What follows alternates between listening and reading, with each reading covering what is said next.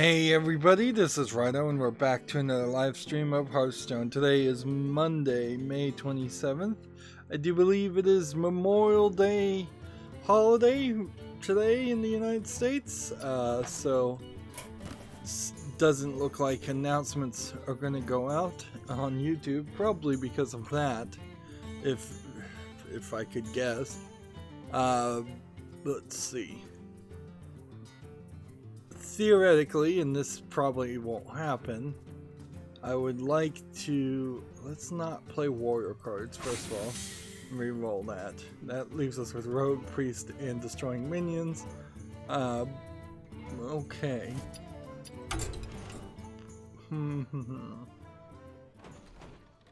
So do I want to lose my lead at 15, or do I want to end the month? Like, seriously, I could end the month on the 15th if I just play casual today on the main account. So we'll do that. We'll start with Priest. Yep. Yeah, I started saying this is almost certainly not going to happen, but I did spend yesterday doing some prep work for a wish list clean, well, not wish list, but the follow list cleanup, and I figured I'd stream the recording of that yesterday. Didn't get around to it because there's just so much prep work that needs to be done, and then there's a decent amount of work that needs to be done anyways. So I'm thinking maybe I'll do that later today, since we're starting earlier today. And of course I'm just starting earlier because I woke up earlier. That's all it really is. So that is a possibility. I also wanted to apologize for at least one person on the last stream being false advertised to, misconstrued. I accidentally did not update the title to say Hearthstone and video game news in the last stream. It still said Hearthstone Rise of the Shadow solo adventure, and that person asked if I was going to do a solo adventure. I thought he was just asking in general. I didn't realize that I hadn't changed the title until later. So, honest mistake, I changed it once I realized that was the problem after the stream had ended. And yeah, it seems like we're gonna have a bit of a laid back experience already, just because we're doing it earlier in the morning, which is fine. We have a decent amount of news, but nothing huge or big. E3 is 16 days away, I believe. So from that, it seems that that we're still going to very much be in that silent section. I did find an interesting trick out, where I could install a plugin for open broadcast software, and then I can blur image sources or the screen in total, because when going through the follow list, there is a decent number of adult games, and Steam still has this issue, certainly, where it is allowing some screenshots, or allowed for a brief time some screenshots, and hasn't retroactively fixed this to be not family friendly. And I've said several times that I feel like adult games on Steam are fine, but I think even if you click through to a page after being warned, you shouldn't probably be shown with hardcore imagery or even softcore imagery in the screenshots. There should be like a too hot for Steam type picture put on the top of it. And even in most instances that I've seen, that this is exactly how you would do it in old rental movie sections for adult movies, or I guess the internet has pretty much changed that, but if it's a premium internet porn sites, they usually don't show you everything, although they often will show a lot. Now how about the problem, as I've set it up, is I can have two scenes basically showing the same thing on OBS. One with a filter of blurring and one without. When I'm covering the tabs on Chrome, I am switching between tabs using the keyboard using Control Tab, which is just move forward to the next tab on Chrome. I can put that same keystroke as a shortcut to switch from the regular view to the blurred view. So then every single time I go to a new tab, without fail, or hopefully without fail at least, it would then bring up the screen blurred, and then I can set up in the same way I have the web peak, where I can just go off to the screen at certain points to let it through.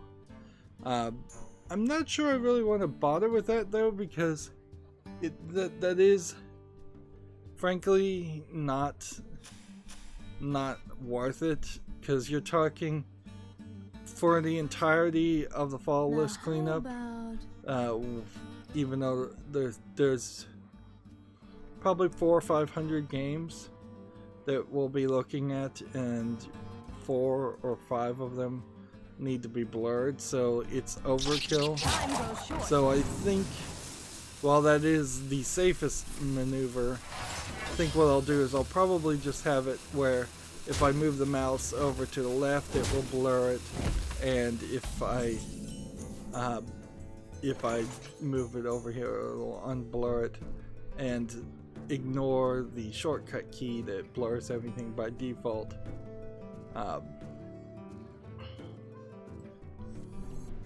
There is no great system here, not anything as close as if I was blurring it in post-production or something like that, being live. So yeah, something might slip through, but it'll be an extremely short frame or two, and so far as looking at games on these streams, I'm sure maybe something has slipped through in one of these streams, but it's been so insignificantly small and short, and I'm sure nobody's flagged it. Nobody would be that cruel to try and ruin my channel over such a thing. That, now how about yeah, I imagine that it wouldn't be a problem. And this is also an incident where it only makes sense to do blurring at all because there's no other video footage to show. You wouldn't blur the image if there was just even a standby screen or a different video. That this is where Hearthstone streams in particular work really well, is that I could be talking about all the games and just have the video showing Hearthstone the whole time if necessary. Speaking of which, I didn't really check, so let me just double check to make sure this works. Yep, that works. So there's a picture within a picture within a picture of, let's see, of OBS's software. I'm pretty sure there's nothing important there that I can't show.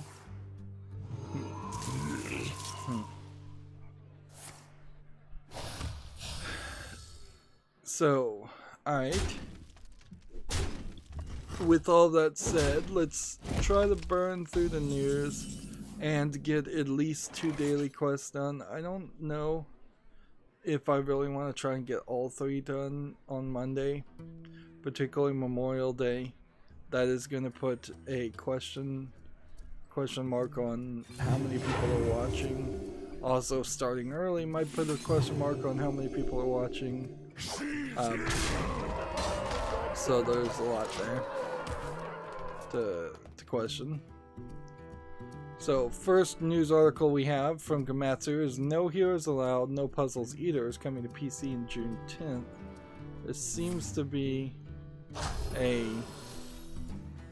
game that first came out for the PS Vita in 2013. Okay, so, and it's probably a pretty simplistic game, but I guess maybe there's something here that people liked, or maybe it is just we finally hit 100% conversion ratio on all Vita games and all mobile games coming to PC.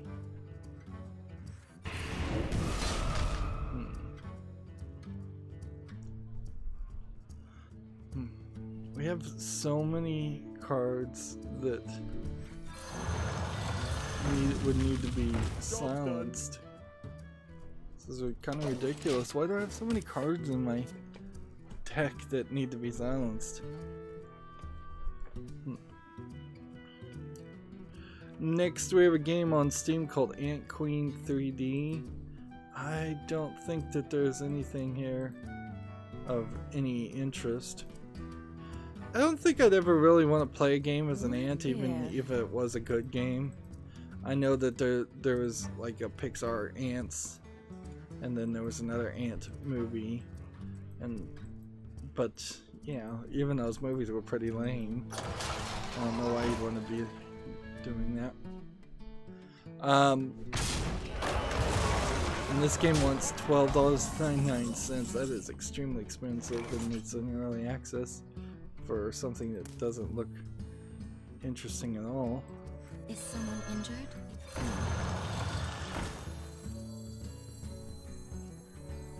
Your rage sustains me. When I do get around to doing the wish list or fall list cleanup, I've come to the realization I'm gonna have to be somewhat crueler, and I think with what I'm looking at it really is that this is going to be games that came out before the 1st or came out after the 1st of 2019, January 1st of 2019, and also Embrace the void. if it came out past January 1st but has 20 reviews, then or more, I'd still want to look at it and consider it. But I feel like since there's been at least 6 months since I last looked at games, or at these games, my level of concern over quality has increased. My discretion, I suppose, has increased, might be the right phrase.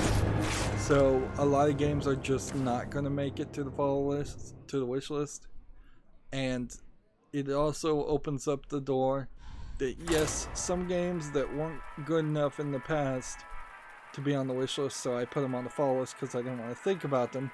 I might not want to think about them again and put them on the wish list, and there might be for a handful of games. I would suspect no more than 40. Some games that are just riding the line, and they'll just be really low quality games, relatively speaking, on the wish list, but enough quality that I still think I want to play it. But there's also going to be a lot of hard decisions because some of these games are going to be very old, because the fall list has not been cleaned up before, so this might be something from 2017 or 2015 that's just really old yet has no relevancy because it has less than 20 people that even bother to review it, which is really how I'm defining relevancy, which is not the greatest way to define it, certainly, but it's the best way I can think of to have any kind of system. And some games will just be overruled in general, and they'll just say, well, this still doesn't have any reviews, but I feel like I want to play it.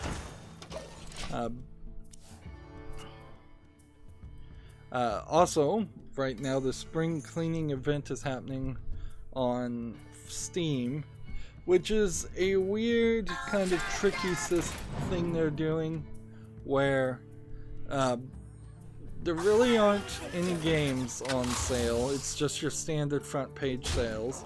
So every week there's a couple games that are on sale on Steam. That's very normal and usual. But instead what they're doing is they're asking you to go back and play old games that you haven't played in the last 6 months, and they're asking you to try a few games that they're having a free weekend on, and I suppose it's a 3 or 4 day free period because it is a 4-day sale that is going over Memorial Day weekend. I wouldn't be surprised if this really is just an experiment to get people playing games in general over Memorial Day weekend, where I bet they see a lack of games being played. I also wouldn't be surprised if this is the blatant idea that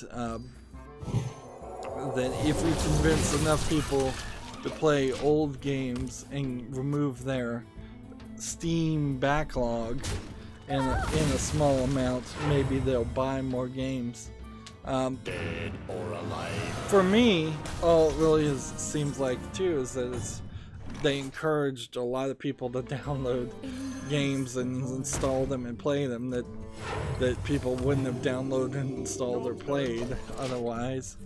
And so they're probably just running up down bandwidth on their servers.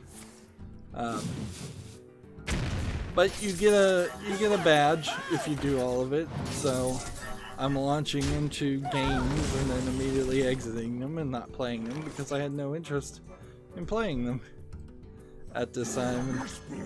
And I don't think it's strange for any gamer to not really want to be told which game to play.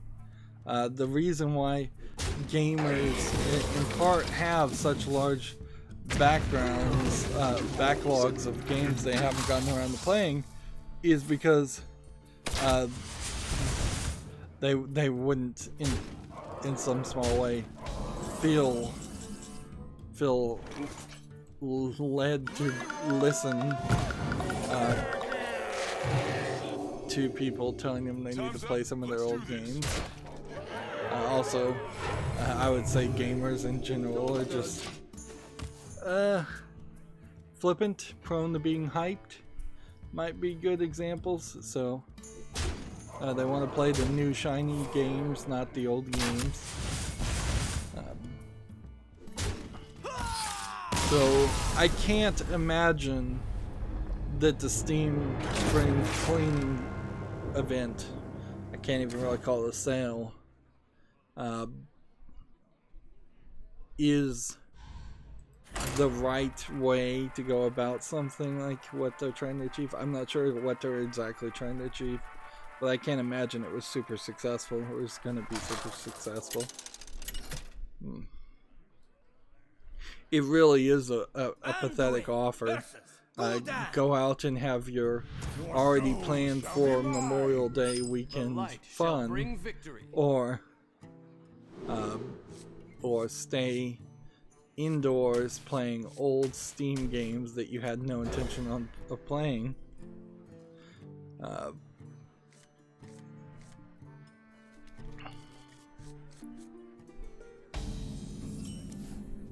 But yeah, Job's done. I figured the correlation of the spring cleaning concept though would be a great time now. This would be a very good time to every year do a spring cleaning event and then have that maybe re-airs pre-recorded videos in either November or December. That does, however, mean right now I have like 5 gigs of my 16 gigs of RAM, so thank goodness I have a lot of RAM. I have a lot of that being taken up by the Chrome browser with Pages open. And unfortunately, Steam just logs me out a lot when you open a lot of pages. So it puts you in this weird position where either I'd have to log in on screen when I'm streaming, which I don't want to do because that would just be inefficient, or I'm going to have to use the notepad method that I've used in the past, where if I decide a game is not going to be on the follow list, then I'm just not going to put it on the follow list. I'm going to have to look it up again later and remove it, which is going to be a nightmare, frankly. But I don't see any other way to do this, because, well, what I could do is I guess I need to make the assumption that way more games on the fall list are not going to make it to the wish list and are going to be taken off. And if I can make that assumption, then I can just close any tab and put on the notepad all the ones that should go to the wish list, and then leave all the tabs open for things that are going to be removed from the fall list, and then off screen the tabs would still be open and I could log into them and try and remove them that way, and that might be a faster experience. Inherently what this means is that 3 or 4 hours of pre-work have been done on this, and potentially 3 or 4 hours of post-work will be done on it. Okay.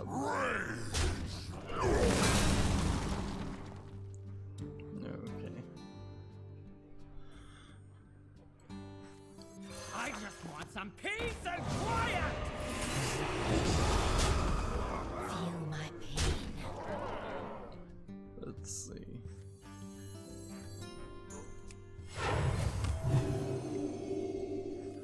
I don't know why I did that. I'm trying to play cards.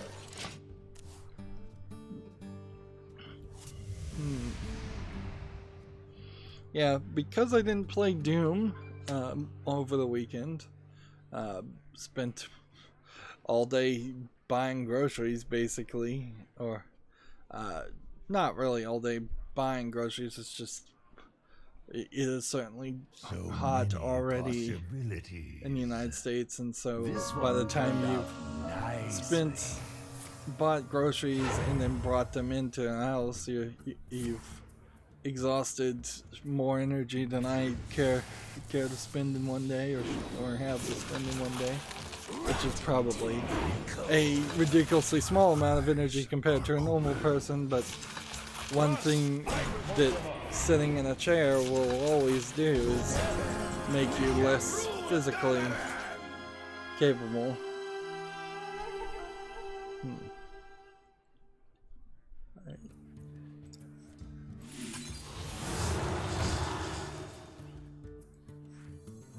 Your rage sustains me.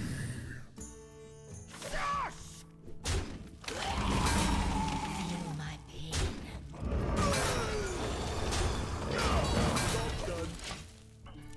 So yeah, I spent yesterday doing all the pre-work for the fall list cleanup, and the day before doing grocery shopping, so I haven't played any more of Doom, and it might be a while before I get back to Doom, which might affect my experience. When I started playing the Doom reboot, I was definitely having fun, but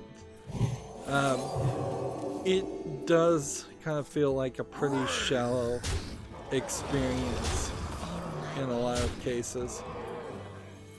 Something that you're just gonna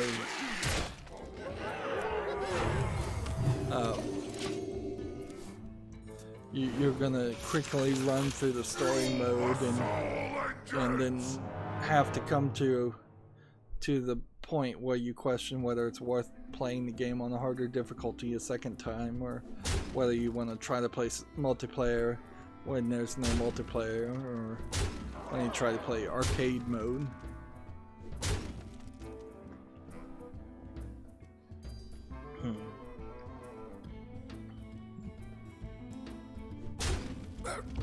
This will be a mercy.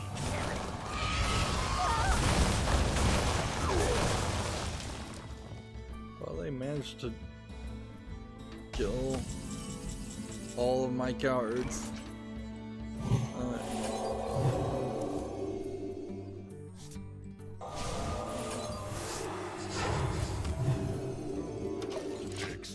So we have a article here from Komatsu. A Spice and Wolf, which is an anime, probably based on a manga, VR, is coming to the PS4, Switch, and Oculus Quest this summer. This seems like this is another example of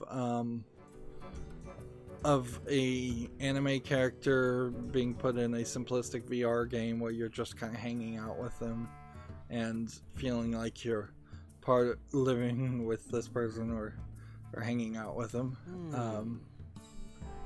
Let's see. Should be noted that some of the features game's interactive modes are limited to the PC, Oculus Go, and Switch versions. Interactive modes allows players to pet holos. I guess this fox girl is named Holo. I know that Spice and Wolf does have to do with fox characters. Pet Holo's head and tail as well to interact with items. So interactive mode doesn't even seem like it's as it's described here in Komatsu, and I don't think Komatsu would particularly be this coy about it. Doesn't even seem like it is focused around the typical groping interactive modes of a lot of these games, where the character will act embarrassed, shy, or angry if you grope them inappropriately. And I'm certainly not a fearmonger, but I am gonna have to question if a lot of these VR games come out, as far as people falling into fantasy, and even if you don't fall into fantasy, like, there's probably something to be said about. No, I guess it would be a facetious argument, wouldn't it, to say that video game violence leads to real world violence. We've seen that to be completely ridiculous argument that has been untrue for as long as it's been said. So video game groping probably does not lead to real groping. So if you want to embrace your inner desires in VR and pull the tail of a fox girl, then I guess I'm fine with that.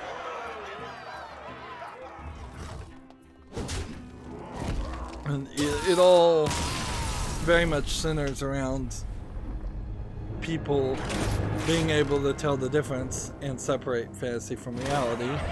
And clearly there are some people that have trouble with that, but a normal human being shouldn't, a normal adult should not have trouble with that. Alright, so now we need to play as a rogue. And we may just get halfway through this daily quest and then move on. If we are going to move on, I need to start going through this news. In fact, just closing tabs will save me RAM. So next we have a game on Steam called Funarian Tactics 2. It looks like it's an RPG. It may not actually be an RPG Maker game, or it may be. In the end, I think it doesn't kind of matter. It's still the same highly zoomed out 8-bit RPG style game. It's early access for $8.99 discounted, and it's English and English subtitles only. So, yeah. I would also say that this character over here seems to have way too much going on, like angel wings with fox ears or cat ears, with a giant sword with what looks like a coat and a shirt, and then shorts, and then a fox tail. It's just like a lot of stuff going on there.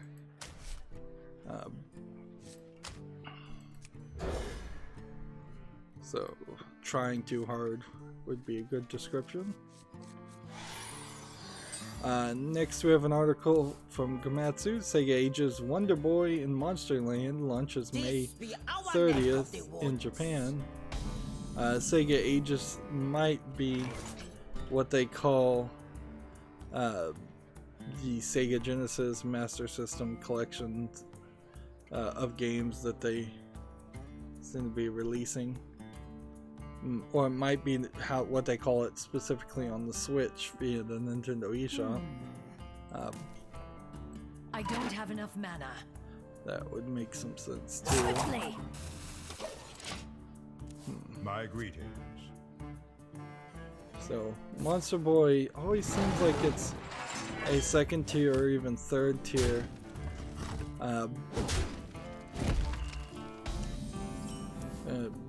game that kind of came out of nowhere. Let's see, I'm just gonna... Justice is mine.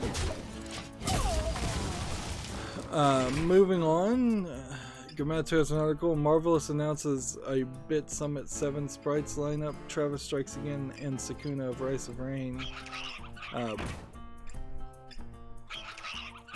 So I guess Bit Summit 7 Spirits is an event that happens at the Kyoto International Exhibition Hall in Miyako Messi. So I thought Bit Summit 7 Spirits lineup might be a soundtrack or anything, something like that. But showing off Travis Strikes Again No More Heroes is interesting, to say the least.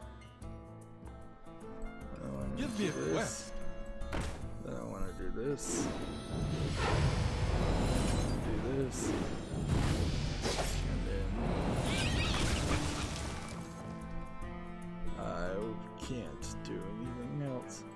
Justice is mine. So I may have wasted the coin. Let's see. Travis Strikes Again No More Heroes is not the hoped for and wished for No More Heroes that hasn't been announced. There is a continuation of No More Heroes 1 or 2. It is instead the mini 8-bit games that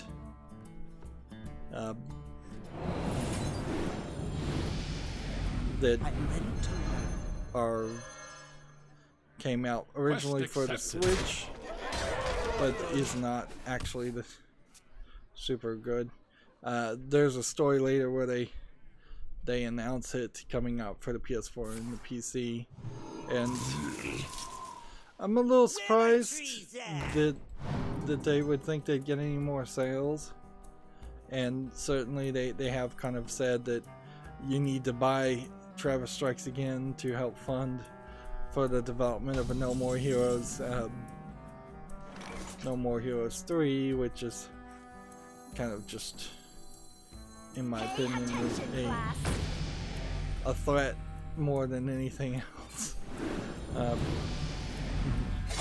It's taking hostage a game. that people want in making people buy a game that isn't of the quality that it should be. Quest accepted. There we go. Next we have a game on Steam, and I guess I really can't do anything about these games that are just all in Japanese or Asian characters, because I can't until I'm later down the road I can see. confirm whether they have English subtitles or not. This looks like this might be a Chinese visual novel, or it might be a Japanese visual novel with just a very strange animation style, because the animation style does look weird and out there. It looks like it would be a Western art style, but then it doesn't support English. So actually it's a Korean. Okay. Well, that might explain something.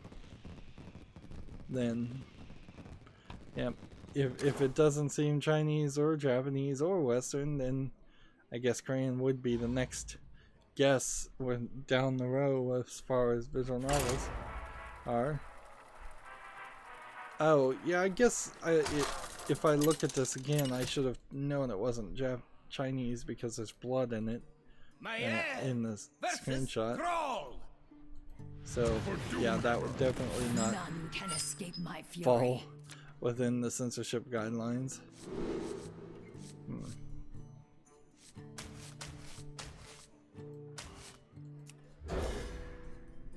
Let's see.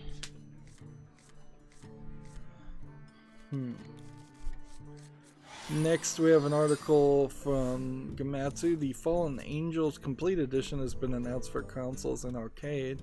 It's based on a 1998 released Psycho arcade fighting game. I do not recall ever seeing a game like this. Seems like it is a collection of weirdly costumed fighting guys. Let's see. It's generally believed that the original release of the Fallen Angel was unfinished, with 4 unplayable characters, sparks discovered in the game's realm, and several other indications of rushed development. The complete version will include the 4 unfinished characters, as well as all sorts of adjustments. Yeah, I severely suspect that that this is a scenario of an old game that was unfinished and not really popular, coming out in a somewhat more polished version. Have we really hit that point now where there's just enough room and enough content and enough development time that people can go around fixing old broken games nobody cares about? We may have hit that point. Like, we very well may be entering a world where it's not all things are possible through technology, but it's a world where all things actually get done through technology. Just because if it just will take one passionate or crazy person or bored person to do or finish old games. Let's see. Double time and double pay.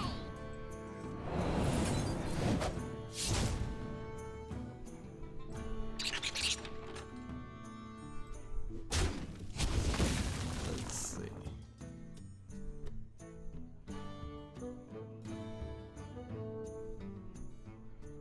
I'm trying to find the cards.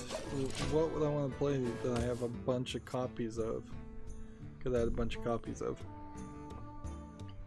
This is very niche gaming related.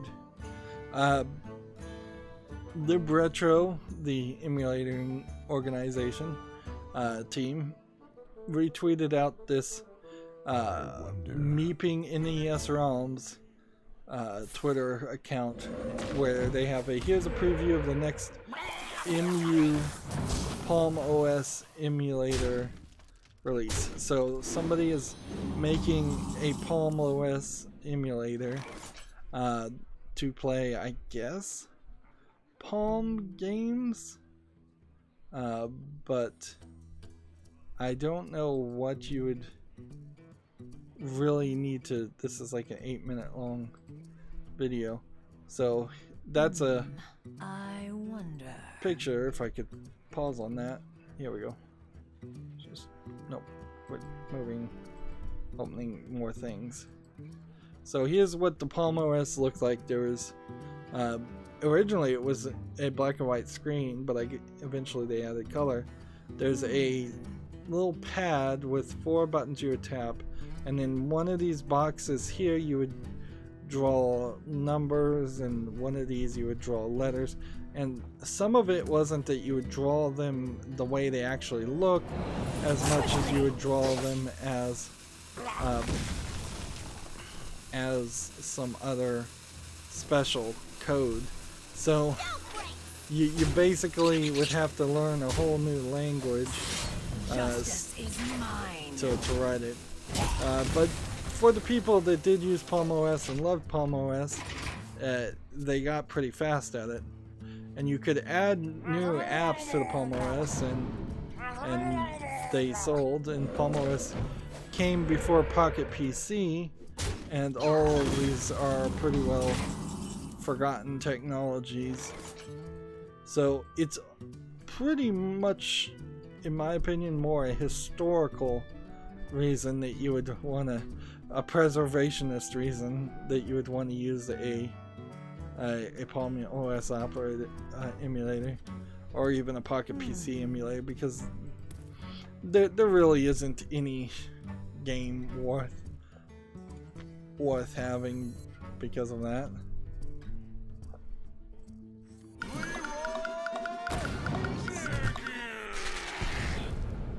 Do 4 damage instead. Time's up. Do Let's this. Do this. Oh, I could have played a coin and made 5 copies of that. Let's see. Next time. Quickly. I guess next time we will Justice do is that. mine.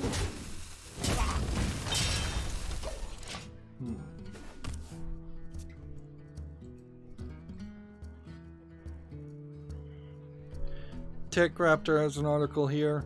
A rumor Ubisoft's Pass Premium leaked on the Ubisoft store. So what a Pass Premium could be, I assume it would be something close to, for a pretty large amount a month, and a large amount either monthly or annually, you would get an all access pass or a mostly unlimited pass to Ubisoft games on Uplay. Although, again, it comes slightly questionable as far as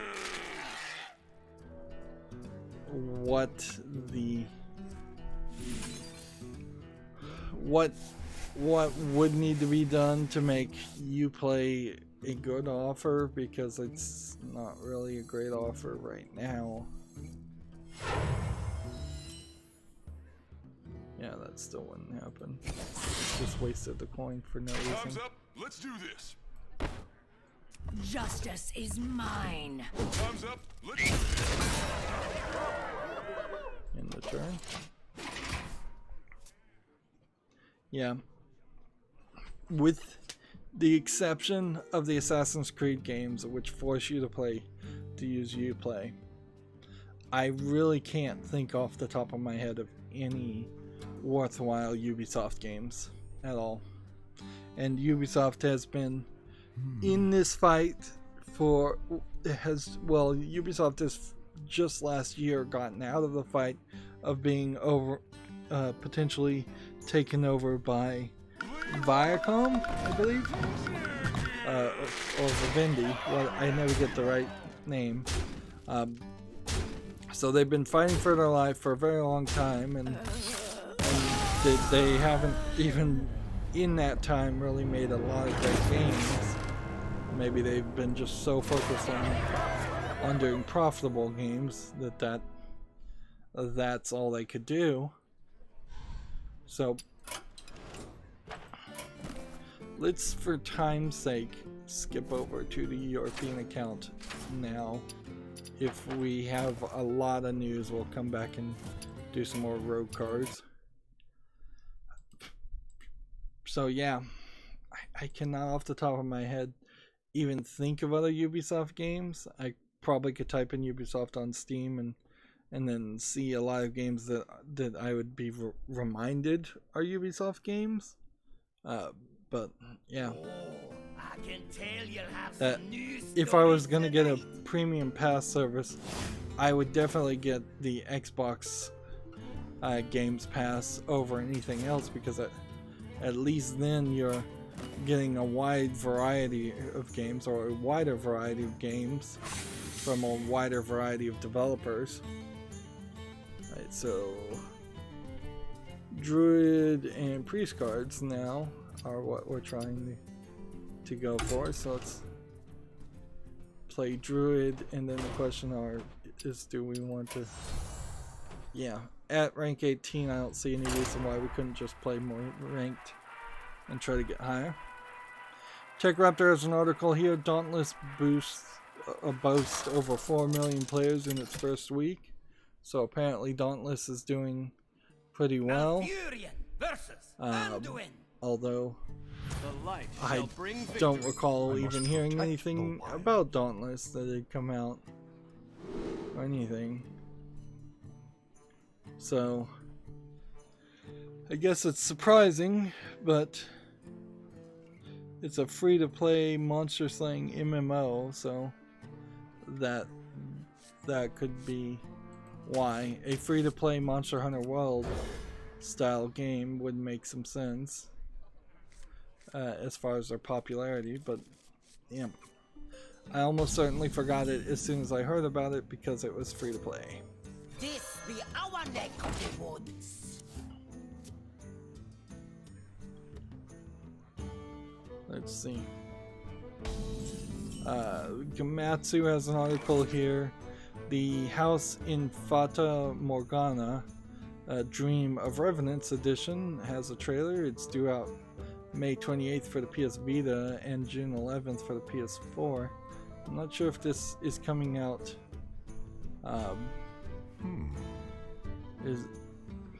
Is coming out to the West. Apparently, this console version is a completely rebuilt from the PC version, while the PC version ran at 800 by 600 resolution. The console version appears to support 4K. See, I'm pretty sure this is just a visual novel. So going from, yeah, it's tagged visual novel. Going from 800 by 600 to 400K base resolutions in a visual novel is probably a little easier than any other kind of game. Particularly if you have 8 or 12K sources of the images that you originally drew. But then I don't know why it would be originally 800 by 600 in the first place. And it feels like now the disparagement is the PC version, which now needs a remaster. And let's see. It is a visual novel tagged rated M, and that was by the ESRB too, so it is coming to the West. It's rated M for blood. Let's see. Blood and gore, intense violence, sexual themes, and strong language.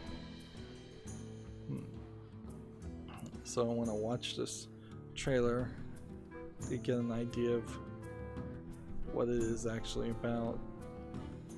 I suspect I kind of know that it's some kind of murder mystery, possibly vampire story. Soiled!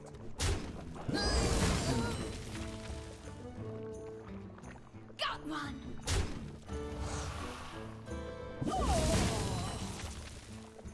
Got one. For the wild. Job's done. Time waits for no one. One thing I'd say about this is the animation style of these characters feels very different.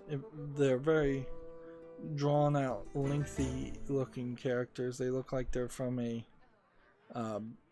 someone trying to do a painting, like a Renaissance painting, more than anything else. You love my new recipe.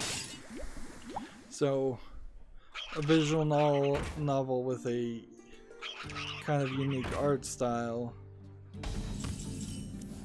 might give it more of a value.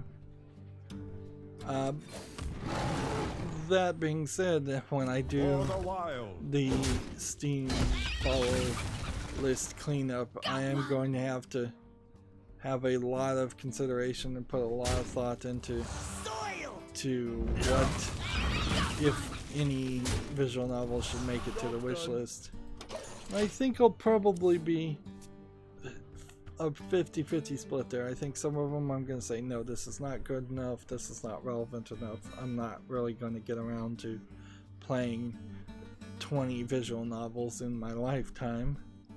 But others I'm going to say, yeah, it's good enough, it looks interesting enough, if I'd like to own this even if I don't play it, or yeah, even if I never get around to playing it, or I'd like to support this high quality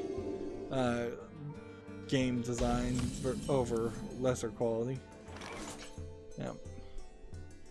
So I think I probably also need to do some research here to see if the House of Fata Morgana, which I think I've been mispronouncing as the House of Fate Morgana.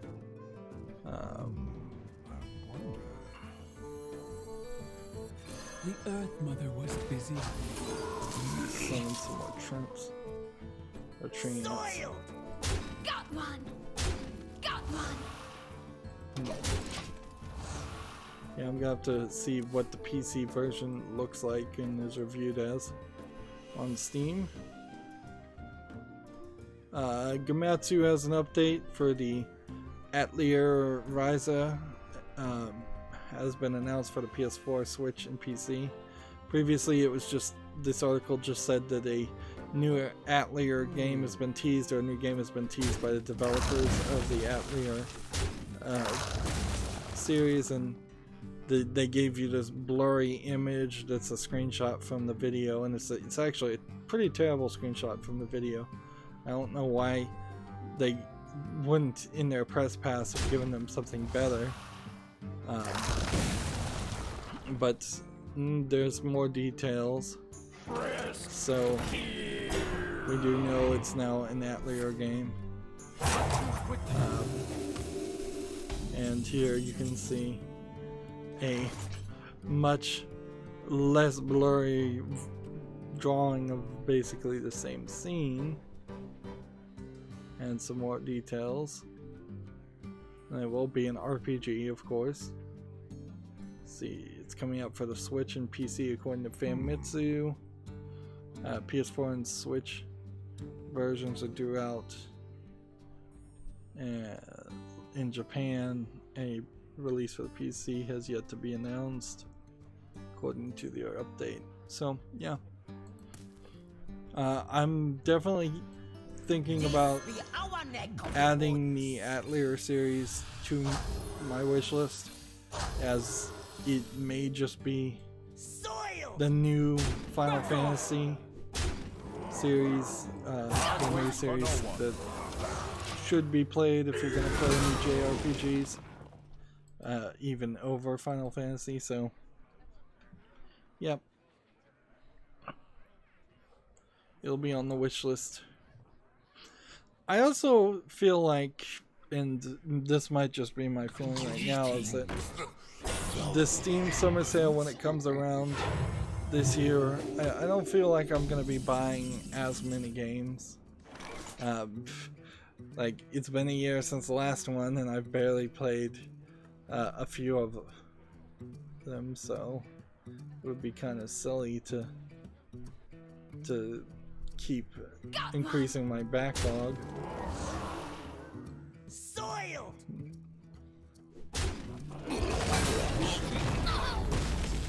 Alright. Nuts to you! Back off! So, yeah. I could see myself spending no money. I could see myself spending maybe $100. Maybe just $150. In the past, I know I've been catching up. I've been spending like $300. But it is also getting kind of hard to find anything even worth Put this apple on your head. finding anything worth purchasing at all, as I have most of the good games on Steam already, For the wild. or at least a significant amount of them.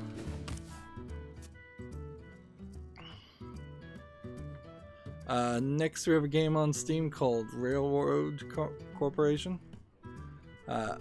Early access game for $26.99 discounted. English, German, and Russian.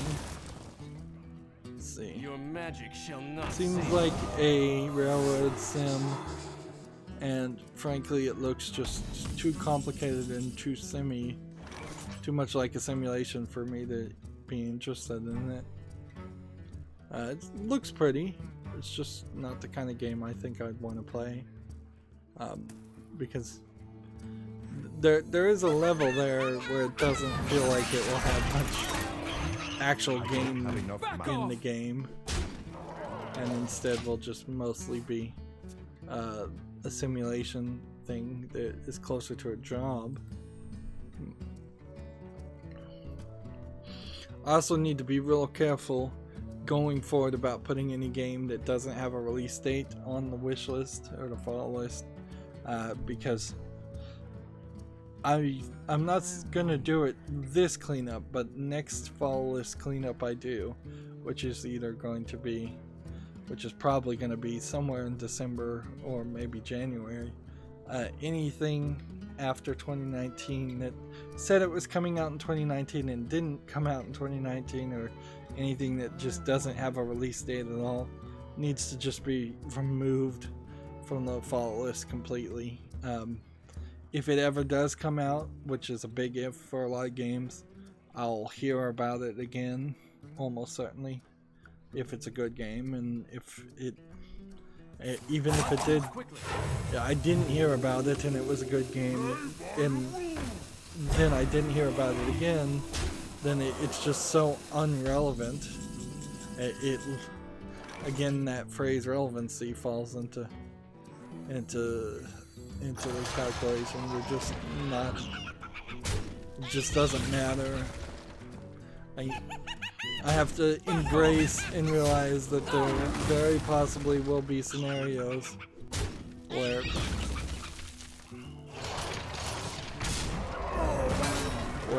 a game is actually good and still not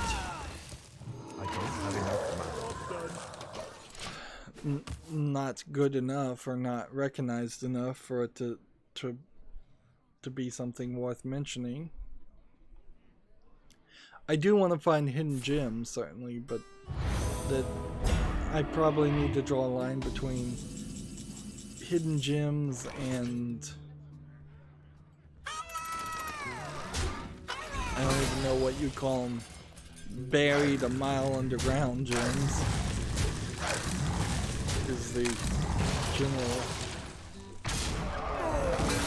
concept I'm trying to put forward.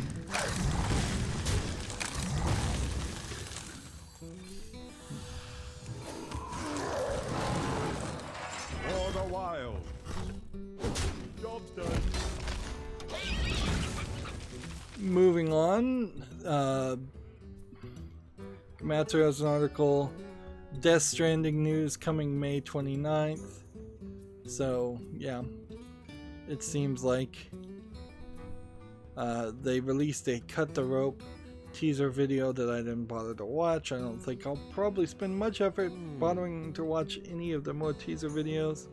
It's being developed for the PlayStation 4, so it wouldn't be super surprising if it's not being developed for the PlayStation 4 anymore. It also wouldn't be super surprising if it still is. In fact, Kojima Productions, like Kojima is one of the most prevalent Japanese video game makers that has moved to Hollywood and become very Hollywood. Like, that's the reason why he's got all these he's got fancy Hollywood actors in his games. So he might be single-handedly the reason why Sony Interactive Entertainment moved their offices to California. I don't know if that really is the case. That seems like quite a big stretch. But yeah, I could also just see that there's no connection there whatsoever. That's more likely. But because he is basically working out of Hollywood, as far as I understand it, with Hollywood people and California people, he might still be in very good standing with Sony, whereas most other Japanese game developers are losing their faith in Sony and PlayStation.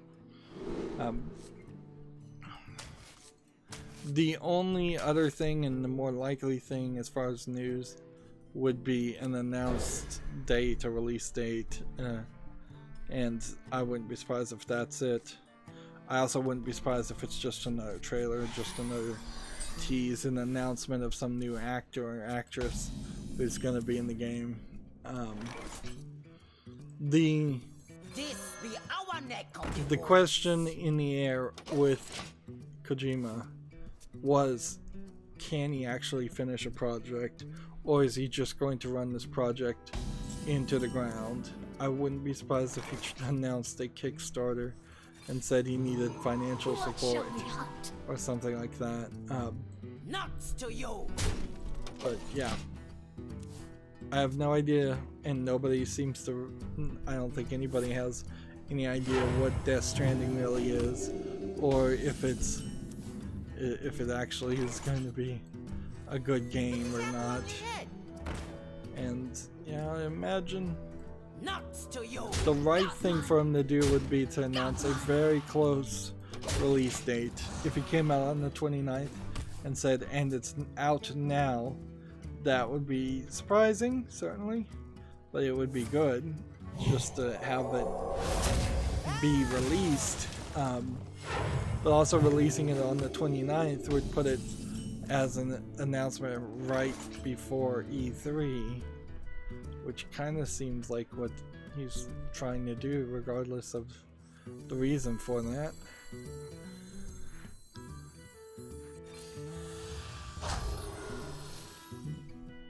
Got one.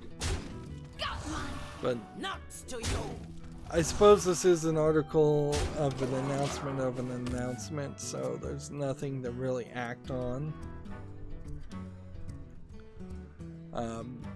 So we'll just have to wait and see for 2 days.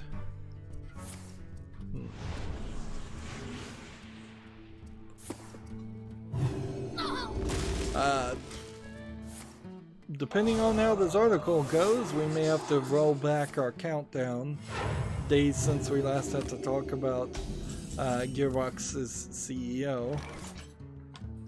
And I imagine, I don't know how this doesn't end in some kind of nightmare scenario.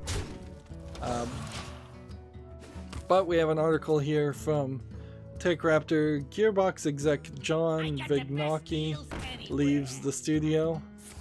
Now, this isn't unheard of. It's a little weird that he's leaving before the release of Borderlands 3, but Borderlands 3 is effectively done, so it's not unheard of for an exec to leave after a major project has been finished. The only thing that makes this seem even a little weird is the fact that this is Gearbox we're talking about. For the wild. Every Gearbox story we've heard over the past several months has been surrounded by their CEO doing something horrible.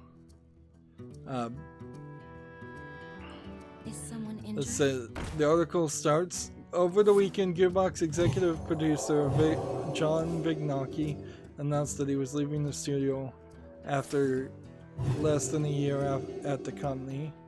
Vignocchi made the announcement on his personal Twitter page where he stated he was leaving Gearbox for an absolute dream job in my favorite company in the game industry. He continued adding, quote, "Working at Gearbox has been an amazing experience and I love that.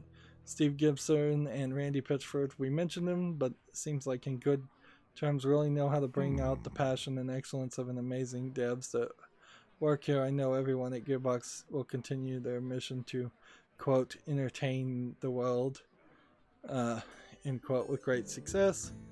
So that this is a quote where somebody is quoting somebody else, which is weird, because then the second quote is not attributed to who's actually said that. "I've got nothing but love and respect for everyone there. Thanks for treating me like a family."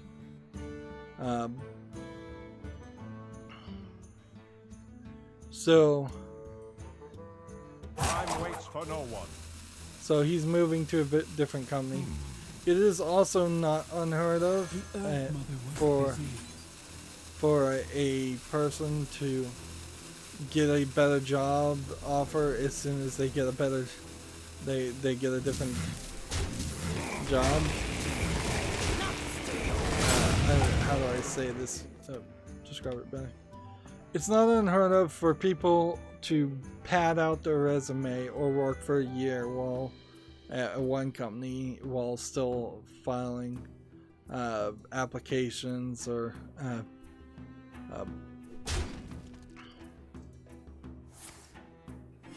let's see. John Vignocchi worked at Disney's Interactive Studios from 2009 to 2016, but he was let go when Disney shut down the studio, so it pretty much Gearbox, and this is the cronyism of working in the video game industry in a nutshell, is Gearbox gave this guy who was laid off a job immediately, or relatively close to immediately after he was laid off.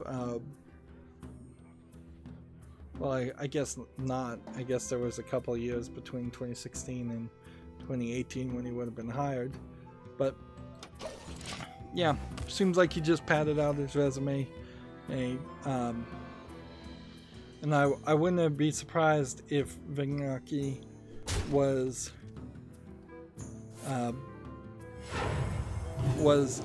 at a lower title or a lower pay amount at Disney, and he was able to leverage a higher title or higher pay amount at Gearbox, which then let him leverage working in another job.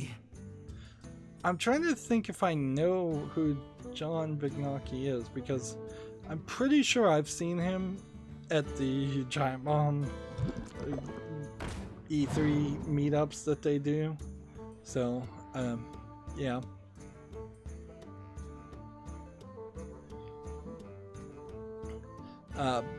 So if he's the guy I'm thinking of, I think he might have been the guy in charge of Disney Interactive Studios. Now, I don't know if you can really blame him for why Disney Interactive Studios was shut down, but I think that there probably is a lack. If it's the guy I'm thinking of, there's probably a lack of communication and proper communication skills in particular that would cause the CEO of Disney not have great faith or great desire to see Back off! A minion with taunt is in the way. see it succeed Back off! as a division under Disney. Like there really is no good reason why Disney Interactive Studios was shut down. Really shouldn't have been. We can say something nice about Randy Pitchford today, though. He retweeted it. He goes, "Love you, JV.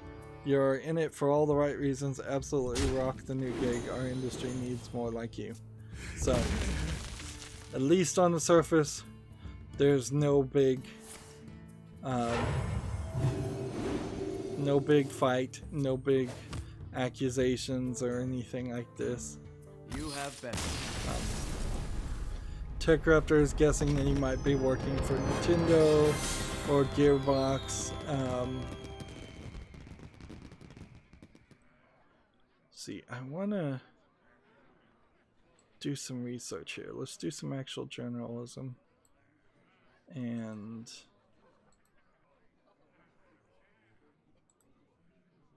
John Vignocchi images. Okay, it's not the guy I was thinking of.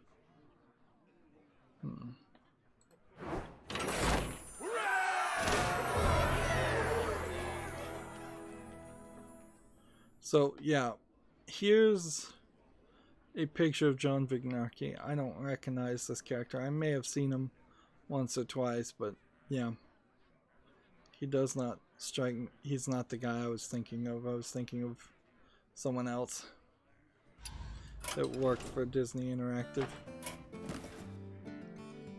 So yeah, if anyone were to go, I guess we're still playing Druid cards.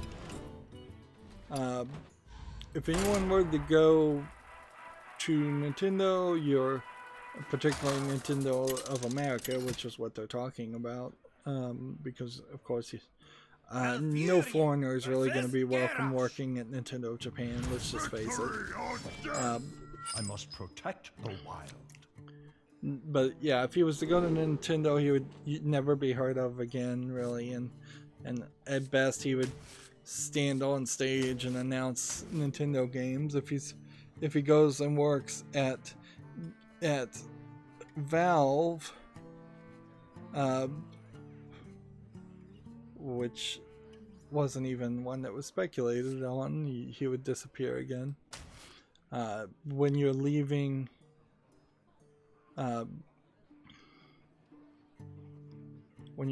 Gearbox, you might be going to 2K. It would be a nightmare to move to Activision Blizzard unless he's now going to be the CEO of Activision and turn things around and thinks he can really do that. So my money would be on he's moving to 2K, which would make sense. Or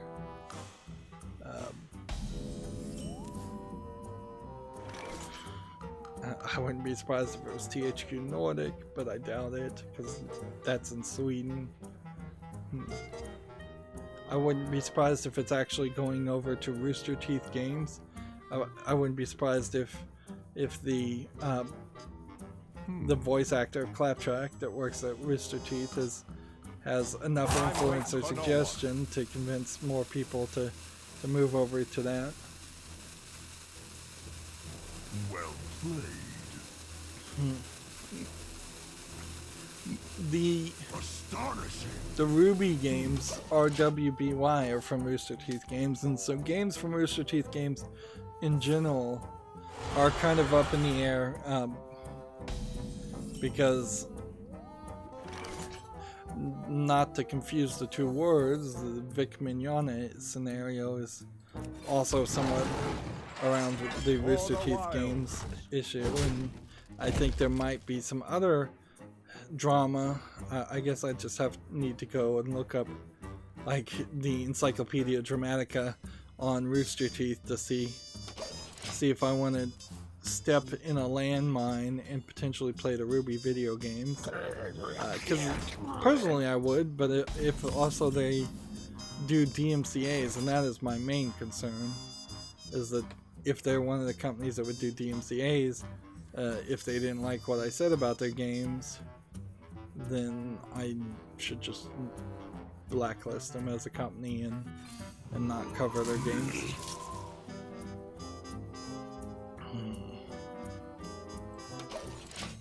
Moving on, that was not a bad story when Gearbox was involved. GameIndustry.biz has an article, Trade Groups Decry the Gaming Disorder Classifications. 6 industry associations from around the world say evidence of the condition is, quote, not sufficiently, quote, is not, quote, sufficiently robust, because it just doesn't exist. I mean, I don't think we have to get into minutia here. Gaming disorder, whatever you want to call it, does not exist. You can't just make it up, because I assume countries like China are pressuring the World Health Organization to make it up as a disease. If you haven't heard my rant about this, stick around, subscribe, click the notification bell. I'm sure you'll eventually hear my rant about the whole World Health Organization. But it seems like starting in 2020, because they have approved it, no, it's January 1st, 2022, is when this when this definition will go into effect. And so there's possibly ways that people could pressure, or the industry can pressure people to not implement this classification, but it seems like this is the way they're going. Let's see.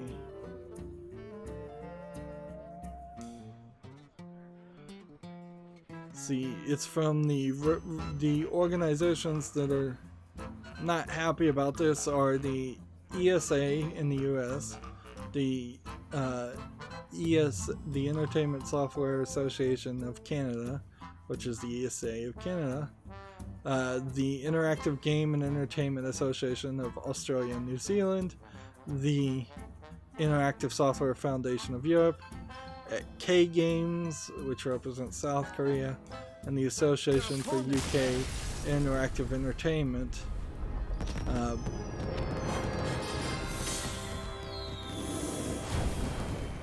Have all asked the World Health Organization to examine it at an early date into what is called the ICD-11, which is their definition of diseases, whereas the Diagnostic and Statistics Manual, known as the DSM, is the more standard one that people in the United States, medical professionals in the United States, even mental professionals in the United States would follow. So the World Health Organization's definitions aren't even that important on a case-by-case patient-to-doctor relationship, I don't think. Not in the United States, at least. But the problem is the World Health Organization has the air of authority, and it will... people will use that air of authority for nefarious means, almost definitely.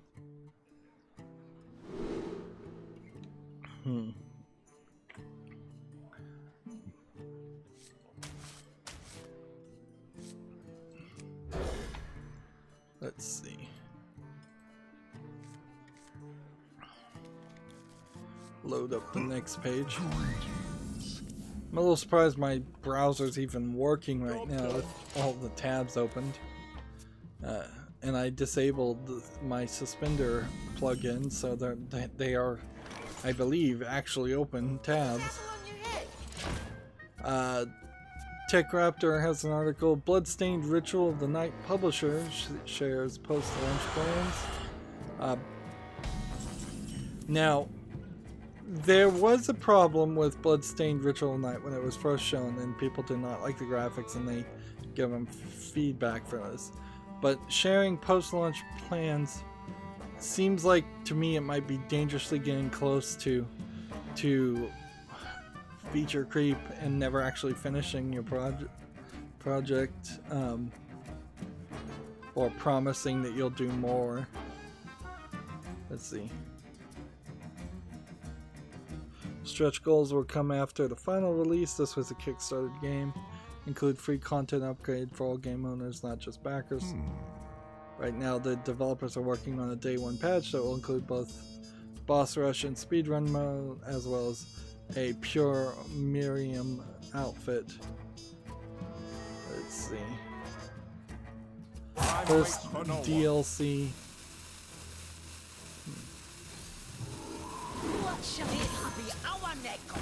I have to play. First DLC for Bloodstained Ritual of the Night will be Iga's Backpack, which will launch June 18th and include a backer exclusive content for $9.99. The DLC was only developed after a survey made by the publisher where the community fan approved the exclusive content DLC being sold to other buyers and players. The DLC allows players to fight the game's creator, Koji Igarashi, thereby earning the powerful sword whip weapon upon defeating him. So that seems like that's a small boss fight.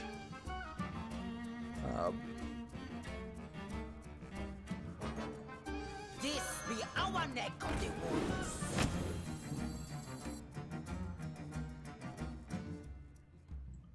Let's see.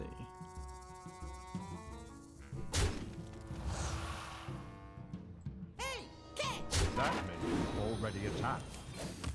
For a while. Lots to you. Job's done. Let's see. My hand is full.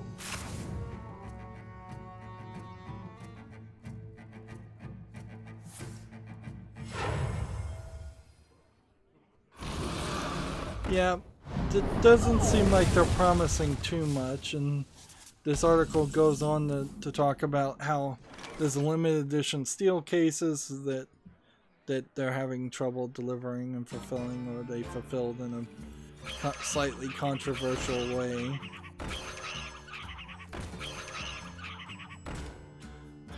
Because they asked for more money for the steel cases to backers.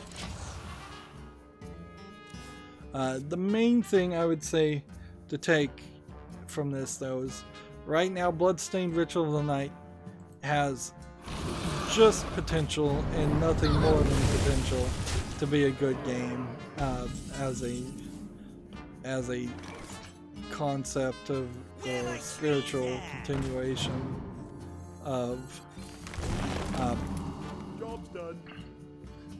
the Castlevania series.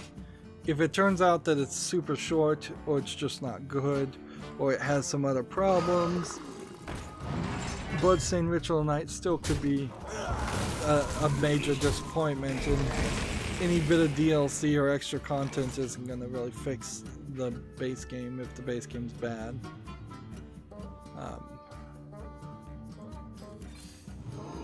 What shall we hunt?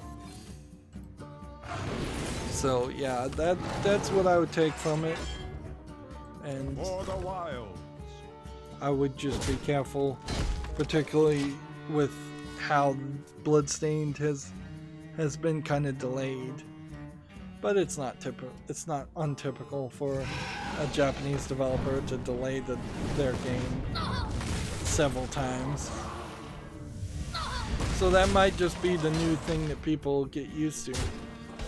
I would be fine, frankly, if we got to a scenario where a lot of games, or almost all games, are always delayed a couple of times and people just realize that that's the way it's going to go.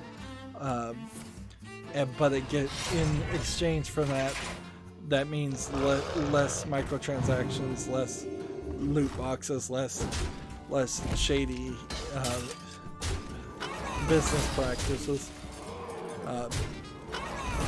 I don't know how the two would equate, because it's kind of the exact opposite. The longer it takes you to develop something, the more money you need to make to recap it. The Earth Mother was busy.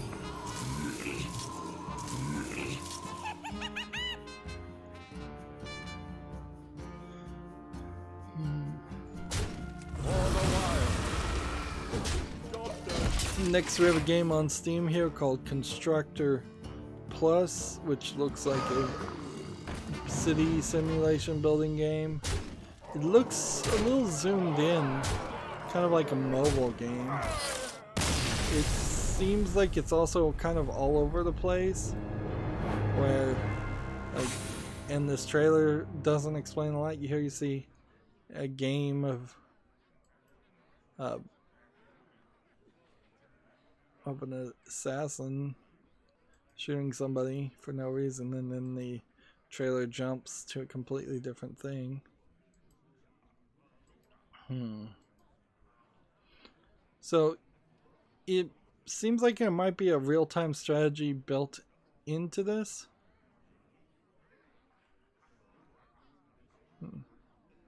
They say it's a definitive building simulation for a modern-day tycoon. $19.99. Bunch of languages supported, 34 achievements.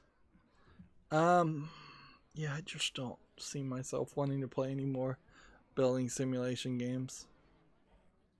Yeah, okay, I'll give it a chance, so I'll put it on the fall list.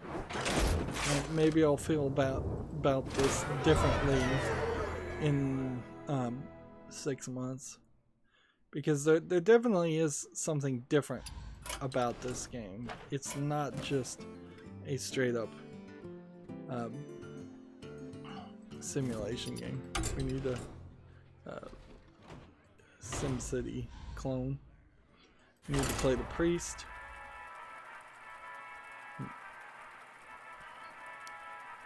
Next, we have an article from TechRaptor. Doom Sigil mod finally releases on May 31st. Anduin versus Rexar. Yep. Let the hunt begin. So finally, this John Romero built Doom mod, following the 25th anniversary of the game that would have been in 2018. Finally, this game is supposed to come out after being delayed at least 4 times. And yeah, it, by all screenshots, looks to be like it will still be based on the original Doom engine, so basically I can't play it because that would just make me motion sick. And I'm not sure that you really need to play it anyways. If it's just going to be a new mod or even just a new collection of levels. I'm not sure what makes it a mod even in this instance. What new programming or features are being added versus it just being a collection of level information. Gamasutra has an article here. The Epic Games Store exceeded THQ's Nordics expectations, says the CEO. This is a statement that was put out in response after a spokesman said that the Metro Exodus sales by far were way better on the console than it was on PC. So they're trying to say they're correcting the record. Most people are taking it as Epic called THQ Nordic and said, hey, it sounds like you're saying you were disappointed by our sales, Consider. and that sounds mean. Please don't say that. Please correct the record so it looks like our Epic Store did a lot better than they did. And even in their response to correct the record, you can cynically look at that and say, well, their expectations may have been 0, so if they got 1 sale, they may be just happy with that 1 sale. Which I kind of feel like that's probably the case. As I am getting the feeling for it, when somebody sells a game on the Epic Store, it feels like they're getting the first 6 months of sales paid to them in a bulk check of what Epic says they expect to pay to make in the first 6 months. And then if, for in this case, Metro Exodus undersales, Epic is taking a loss there and just paying a early payment. So to run the math here quickly, if simplistically speaking they expected to sell 100 copies of Metro Exodus in the first 6 months, then Epic is giving them a check day 1 for 100 copies. If they only sold 50 copies, then Epic is not sending any more checks until another 51 copies have been sold. So, Is someone injured?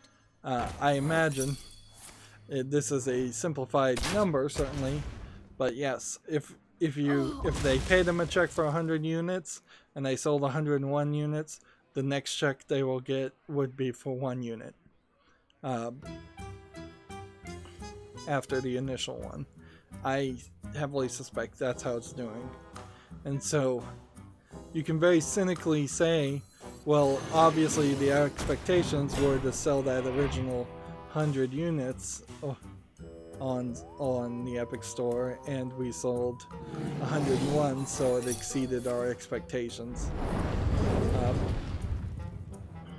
Of course, I'm saying 100 units when in reality it probably is closer to 100,000, if not 200,000 units.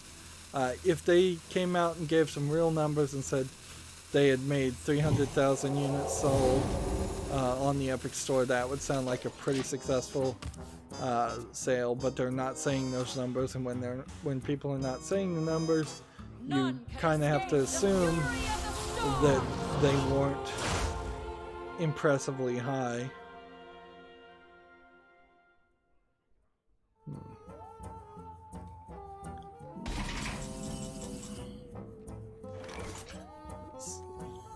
Is someone injured? Play this.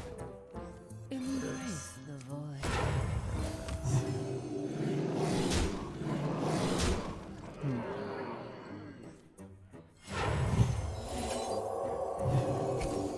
Job's done. Remember, all we need to do is play prescripts. Next, we have a game on Steam called Dream Eater, which is already mixed.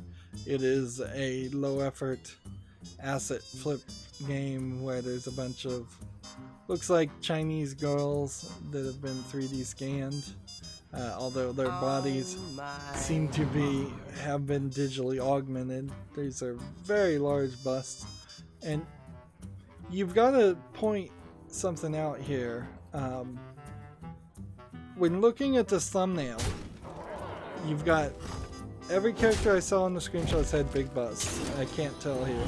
So it's the same body type, super thin hips, super large bust, or hip to, well, super thin waist to super wide hips, I guess. I'm saying that backwards. Her head is incredibly small in this, and her arms are actually incredibly long. The proportions are all over the place. Legs are really long too. But if you look just at the faces, you've got black hair with a certain hairstyle, and then red lipstick, black hair with a different hairstyle, red lipstick. There's slight variations in in the faces, but barely anything here. This is hardly the way to make a game, particularly since this is tagged sexual content and nudity, and they're calling it an RPG, and totally it isn't. This is a low-effort Chinese game, if I ever saw it. But yeah, you're not getting any redheads, you're not getting any blondes, you're not getting any wigs, any wild style hair colors, or different races, or just a lack of variety in total with what's being presented. That's kind of boring, and you're really selling yourself to only people who have interest in that one character style. Dream Eater is $4.99, and it's in English and simplified Chinese. It's totally not worth buying. But I feel like a lot of people who make these types of games, these low effort adult games, fail to really get past their own fetishes, their own personal preferences, and that certainly causes a problem as far as the quality of your work, because you just want variety, and that's outside of adult games too.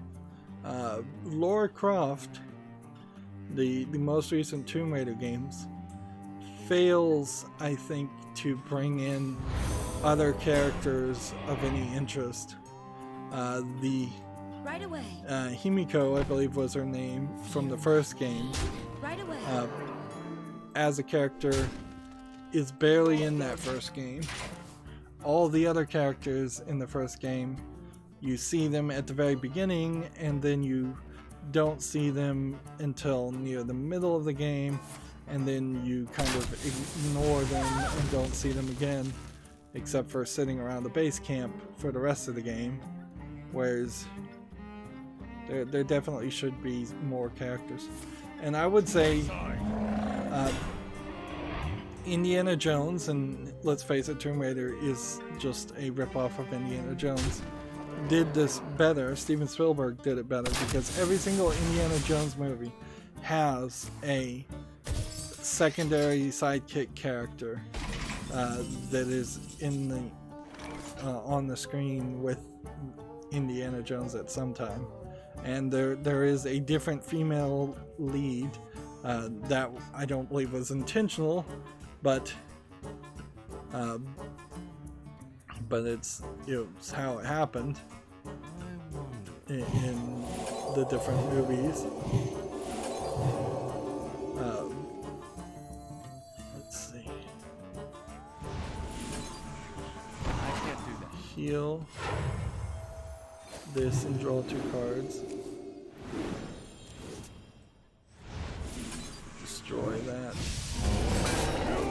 Hit that. Right away. That. Right away.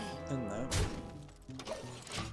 So yeah, I think that the Tomb Raider games, and a lot of the games, frankly, could have different characters and different variety there.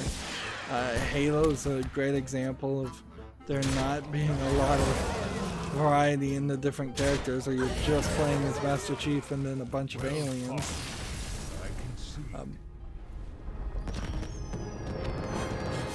And I guess that is in part why RPGs are a little bit more popular in Japan, is because Japanese people tend to be about wanting to see lots of different characters and variety.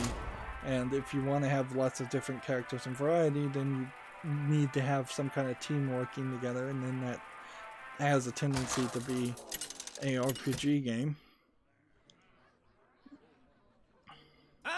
But I think particularly for adult games, yeah, you have to go for a lot of variety. Tremble before the might yells. The light shall bring victory. Moving on, Gamasutra has an article, and I think this is slightly clearing up my confusion. with the difference between Microsoft's, what is it, Azure and xCloud. It says 13 data centers in key game dev areas now support xCloud. I was also listening to Major Nelson, who this podcast, and he also said that xCloud was in 13 data centers. So what best I can tell is the xCloud streaming service is a video game streaming service that is built on the back of Azure, which is a more open-ended internet server service that just has plugins, I guess, for xCloud. And xCloud in general could or might not be the same service that allows mobile games and Nintendo games to log into the Xbox servers and get like friends list and chat and things like that. And yeah, from Major Nelson's podcast, it seems like it's still early days for xCloud. They're making they make it out like a decent amount of progress has been made, but I think we won't start to see any games actually using xCloud or saying that they're even using xCloud for quite a while, 3-4 years, definitely next generation.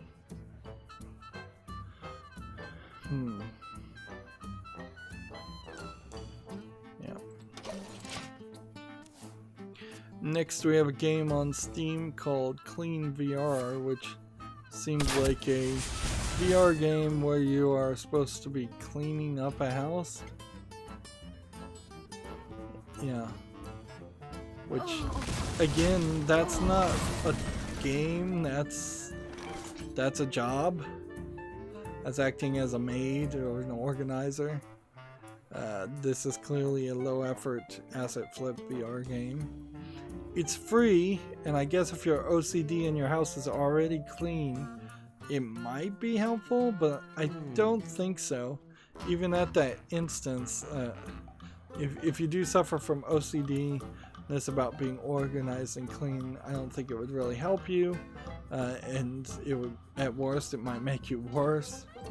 So, and anybody who doesn't suffer from that should have some self-respect and not want to clean in VR, even for free.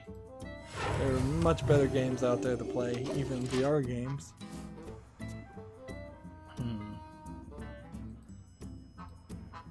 Yep. Next we have a game in Steam called Alice in Cyber City, which looks like a low-effort asset flip game with dark screenshot syndrome. I see no characters. I see no description of how this game would be played. It says it's a free-to-play adventure RPG. It's probably just a demo walking simulator more than anything else. It looks terrible. One thing I kind of do realize when looking at the cleanup and thinking about doing the fall list cleanup is that, yeah, the vast majority of games are very much not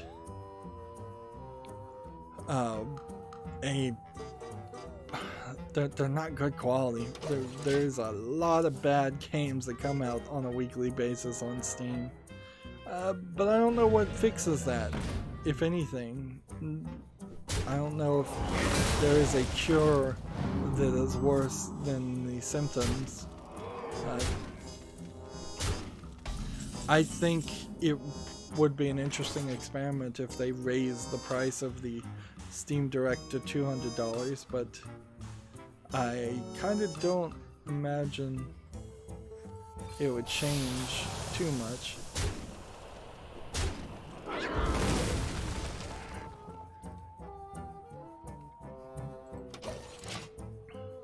Next, we have a game on Steam called Day 40. It's a asset flip dark screenshot syndrome first-person shooter.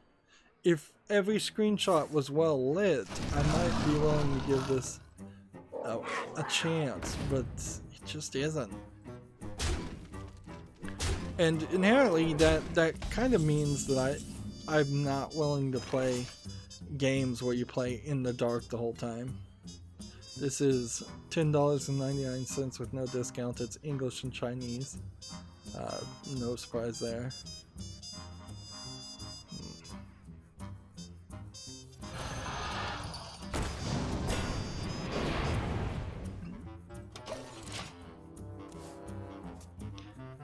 Let's see if we can burn through this. Because I have a bunch of suspended tabs, so I really have no idea how many things are left, but frankly, I'm gonna probably just leave a lot of news on the cutting room floor today and call it an early day. Heck, at this rate, I might actually just go back to sleep and sleep the day away. Gamma Sutra has an article, get a job, Disbelief is hiring a senior programmer. That's in Cambridge, Massachusetts, or Chicago, Illinois. I think we've seen this job several times at this point.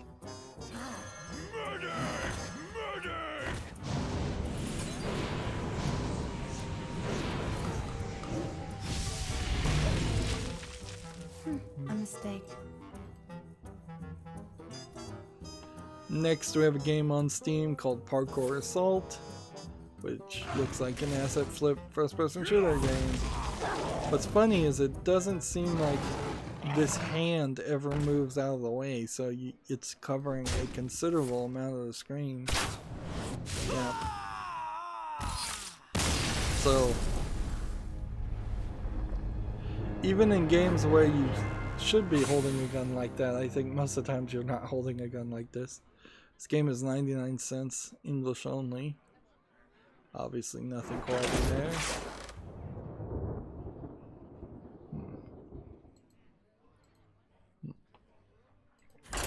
Need to just play more priest cards.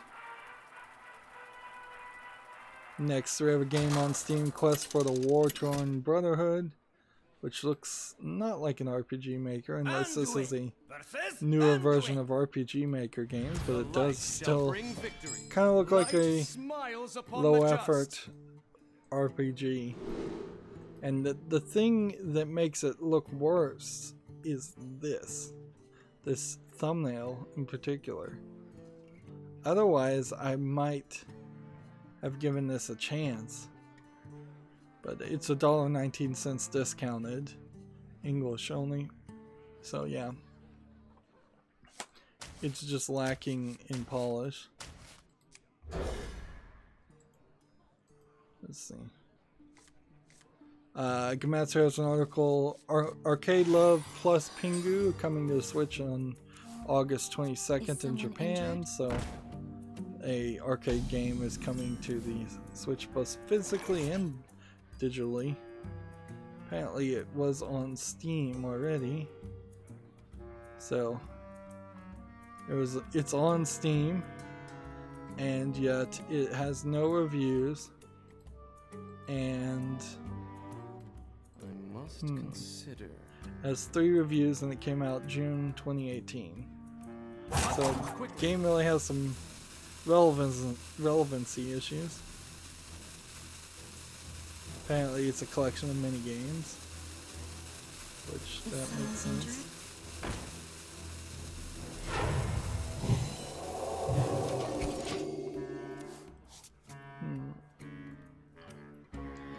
Yeah, I'm trying to bend over backwards to think of a way I could possibly justify playing this game, but there really is no way.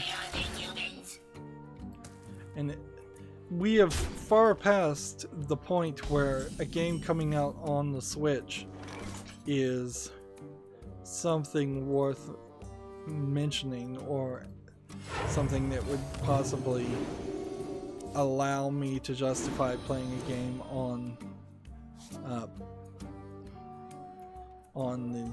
Right away. the PC. Like, I had hoped that games coming to the Switch from PC versions would give me an excuse to play those games, but it really hasn't.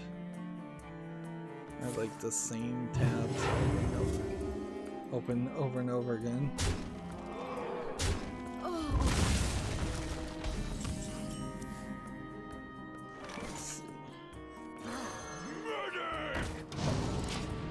Gamatsu has an article here. Pokemon Press Conference 2019 set for May 28th. Pokemon Direct set for June 5th.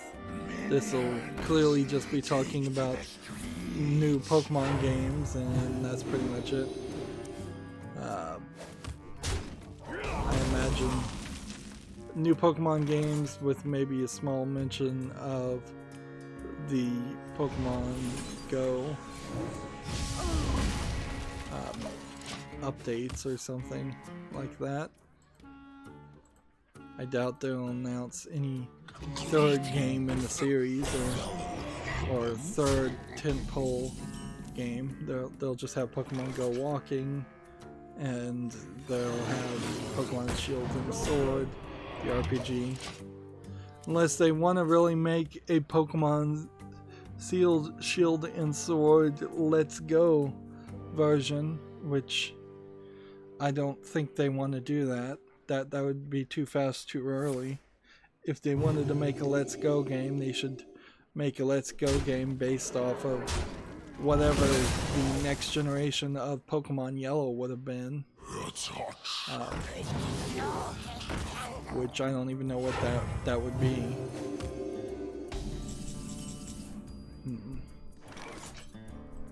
Is someone injured? Let's see. TechRaptor has an article here. Ubisoft's new IP Roller Champions leaked ahead of E3 2019. Let's crash this party. I assume what this is a roller derby game where people roll around in circles and try to knock each other over. They're supposed to also pass like the leaders. It was a predecessor to fake wrestling in a lot of ways. Roller derby was. As a game, I don't know how interesting this would be, frankly.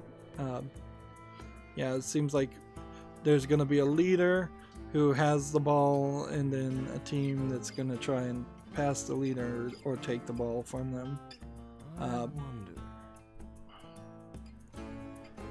I don't know how interesting or fun that game would be, though. That seems like it going in circles in general is not a good feeling. So if it does get announced, I'd be interested to see if people heavily embrace it. I doubt they would.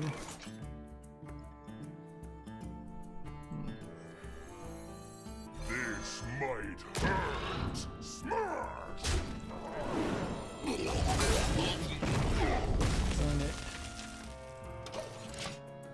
TechRaptor has an article here. Star Ocean First Departure R sets sail for the PlayStation and Nintendo Switch. So it's a new Star Ocean game, which I'm fairly certain there hasn't been a new Star Ocean game in a long time. Unless this is the first Star Ocean game.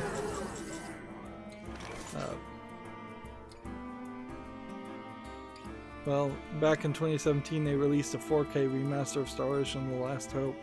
I guess maybe I just need to see what the Star Ocean games look like on Steam and see if there's a PC versions that are worth playing. That might just be another gap in my knowledge as far as Japanese JRPGs. It's a little repetitive to say Japanese JRPGs.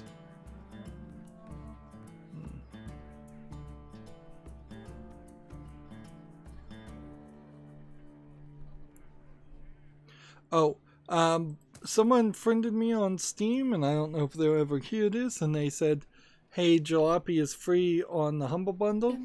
I wanted to point out that the Humble Bundle store unfortunately has changed their policy on giving away free games, or at least they seem to be inconsistent now.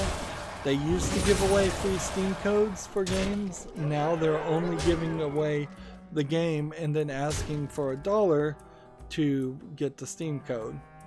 So I got it on the Humble Bundle, but it's not on my Steam store, which effectively means it's not there. I don't own it, because if I don't own it on Steam, I'll just never remember it exists. So yes, that game is going to stay on my wish list. It is not a high tier or interesting game. If anything, there is a decent chance that I will remove it from my wish list by the time I get before I get around to actually purchasing it. And yeah, that is going to be the case, I guess, going forward for a lot of... I don't have enough mana. A lot of things, so I'm gonna just be gracious and nice if somebody says, hey, this game is on the Humble store for free, but yeah, it's no longer a source to get free Steam codes. That being said, if I remember that I own it on Steam, and well, I own it on the Humble Bundle store is what I meant to say, then maybe I'll spend $1 to get the Steam code. I can do that, I think, at my leisure. I don't think there's any point where that stops being a viable option. So it may be a lot cheaper to buy Jalopy for $1 on the Humble Bundle store than it is to buy it on sale on the Steam sale. So I'll have to consider that too. But that certainly opens the door to a lot more confusion than just manipulation of where to buy things, which is not really what most people want to do. Like, you don't want to have to go to 5 different stores to buy one thing when the same thing is available at 5 different stores. This is where Walmart succeeded greatly, is that even though Walmart prices are about 50% of the time better than other stores, they're also 50% of the time worse than other stores.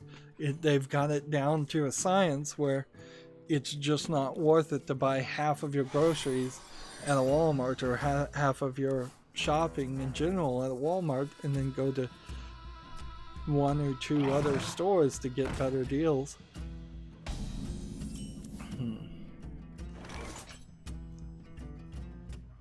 Let's see.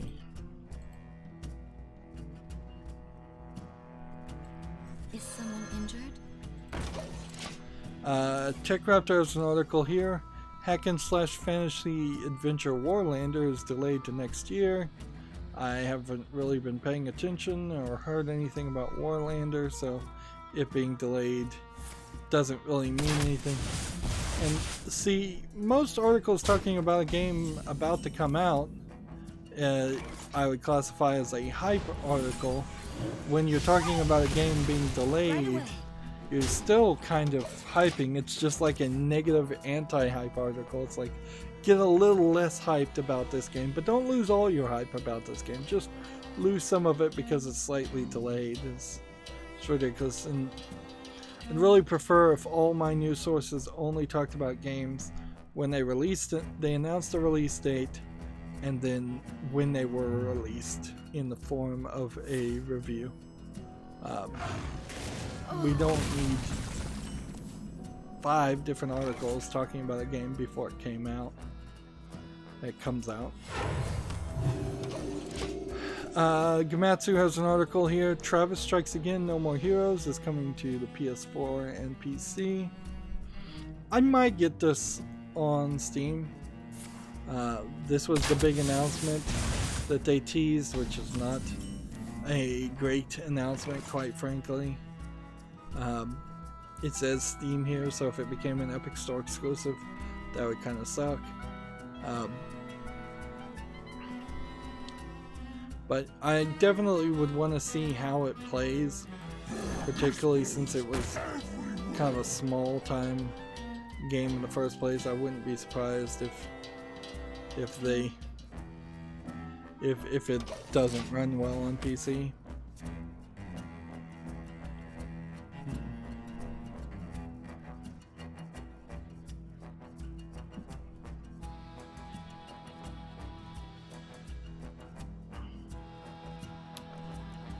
TechCrafter has an article here. Western localization to have changes on consoles, which is to say changes on the PlayStation 4, I think. Releases for the Nintendo Switch and PS4 will both have separate exclusive day one pre-order bonuses. For the Switch, there will be a code for the game's 8-bit Yuno's Great Adventure, a classically styled action game featuring the character cast from Yuno. I don't know what this is. It's an adventure visual novel game by default from Spike Chunsoft. I must consider. So, you're getting this code for an 8-bit game here is what you get for the Switch. For those who prefer to play on the PlayStation, the Day 1 edition instead comes with its own exclusive, a mini cloth poster featuring Erika Tada, one of the fan favorite characters. The final design for the poster has not been revealed, and the image released on Yuno's Western release website is a sample mock-up with no pre-order details. Now, here's their sample, which is basically an upskirt shot of this character, and I think this is probably a joke in there, because I don't think PlayStation in the West would allow that. But this game is rated M, so this is an adult visual novel, for lack of a better term. Was first released in 1996 for PC and later ported to several consoles. This is a remastered version of that.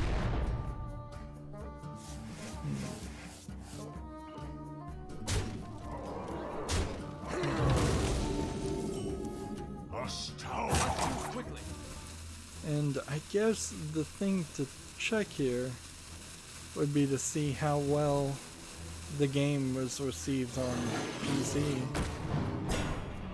and Steam, since it seems like it is on Steam.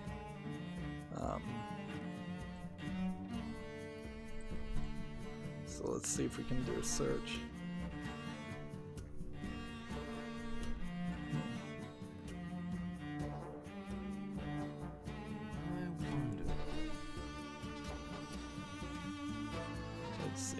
I guess I have to type in Steam because it's not coming up as the first few results.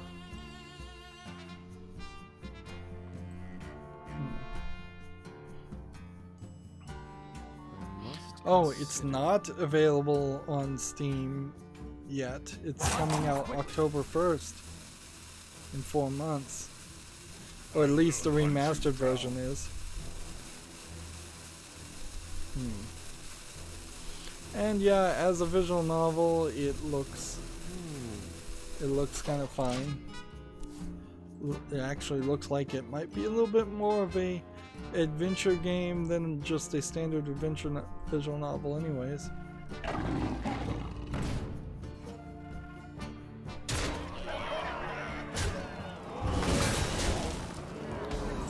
So do I put this on the fall list because it says it's coming out in October? I don't think I do. I think I'd just wait. Just wait till it actually releases. I'm sure I'll hear more about it.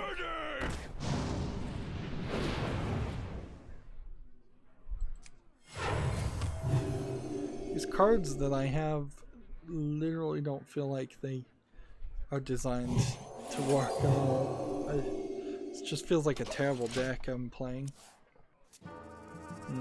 The win to loss ratio seems to agree.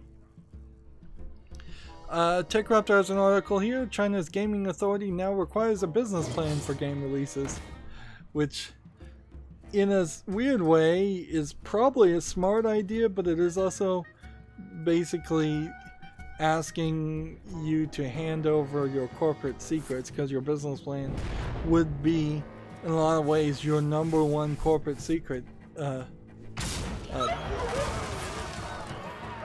But in the other way, it is almost an interesting thing to say that we're only going to let you do business if you prove you know how to do business. But then it also opens the door to the idea that they could reject people from having business or making money if the Chinese government doesn't like that person.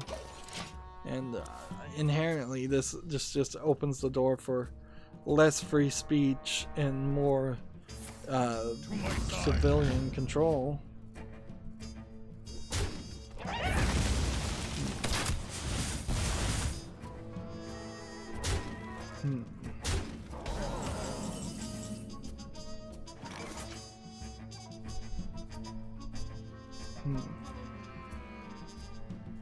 Let's see.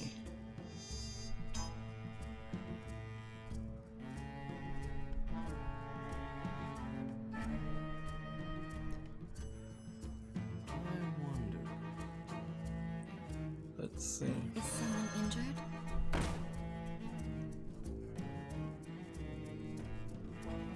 So, business plan might be a little bit of a odd way to describe what they're asking for too, according to this article. If we look here, it says all submissions must include revenue approximation, the game's release date with a user base history and changes, social perception on the game, and a full script. So that doesn't strike me as a full business plan, but it does certainly seem like it's more information than they probably need for their job. Like, they really don't need to know a guess on how much money it will be. They do kind of need to know the release date, but they don't need to really know the user base history or changes, unless the changes would affect the game being approved based on whether it was rated one way or another. But they don't even have a rating system. It's just approved and not approved as far as I understand it. Let's skip over to the Asian account, and it's taking a little bit longer to do the daily quest than I thought it would, but we're also kind of done with the news. So yeah, that doesn't seem like it's a full business plan, but it does seem like it is definitely Oh, come in. There's all sorts of shenanigans afoot.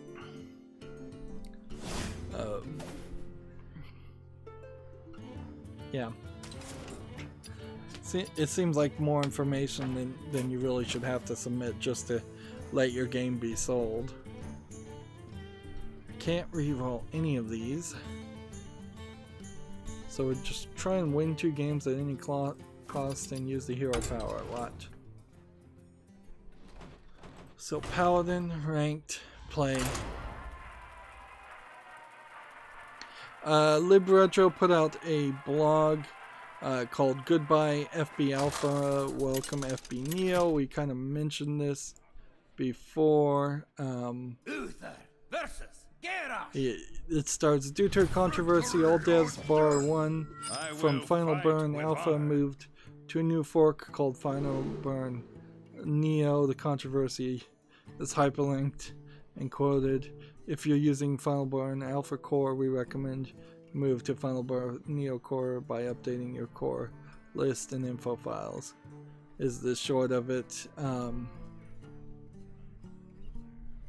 And in the end, they'll continue to work on support and such like this. This doesn't even seem like this is much of a blog. They've kept it short and sweet, and they're talking about their new support and things they plan on doing in Final Burn Neo, but they've moved the controversy to its own link, and then the link just took it straight to a Google search of Capcom Home Arcade illegal, and it brings up a whole bunch of articles and videos, which is this is the two fight sticks connected together Capcom games using Final Burn Alpha, probably illegally.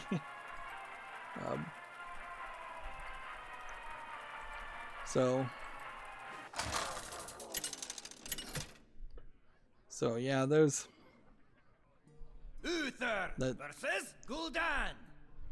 there's probably a lot more to the story than what a Google search will just return, but also I kind of don't care very much.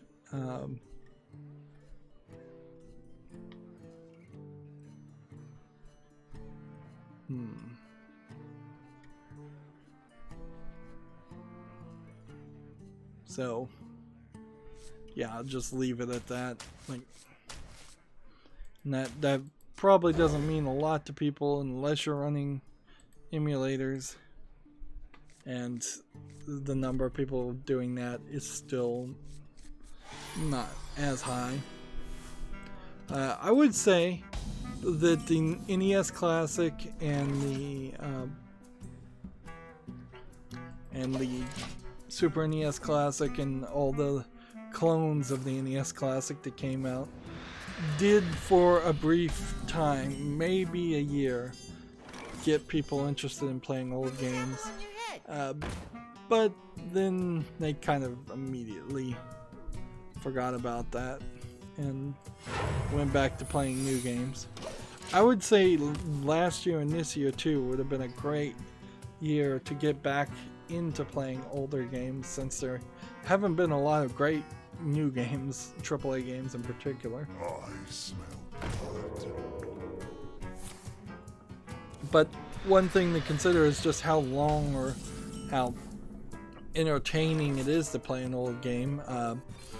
I was watching a YouTube video and they were talking about how playing either version, either the Genesis or the Super NES version of Disney's Aladdin, really only takes about an hour to beat the whole game. And I've never tried to beat the whole game because it's kind of hard, and it is the old school level of difficulty, and it's not like particularly a game that you need to beat. And yeah, you can speed run things like Super Mario Brothers or Zelda, but if you're new to the game or you're just playing it casually, I think you'd still take a decent amount of time to play it. Let's see.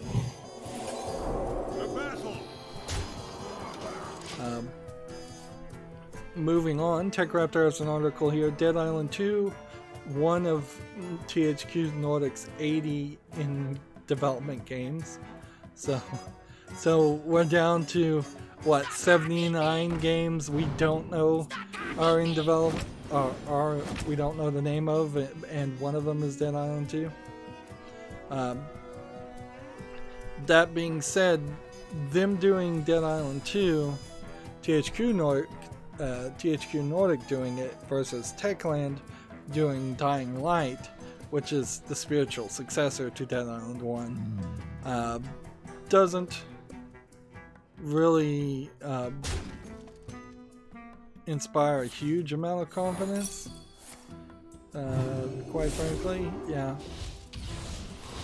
because in between Dead Island 1 and this potential Dead Island 2, you also had Dead Island Riptide, you had another Dead Island game that was bad, the remake of the Dead Island 1, which was not good enough for a remake, quite frankly. So Techland made one good game in Dead Island 1, and then there's been at least two, probably technically three, bad Dead Island games. Which is also kind of a shame, because when Dead Island 1 came out, it was Dead Island and the games from Capcom where you're running around a mall full of zombies, and they were pretty popular for a few years there, and now we're kind of out of zombie games. But there's still plenty of zombie games being made. World War Z is the latest code zombie game I would mention.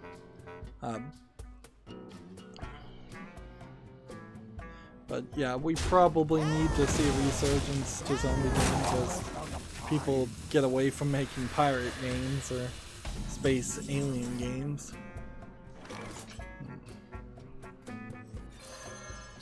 For justice.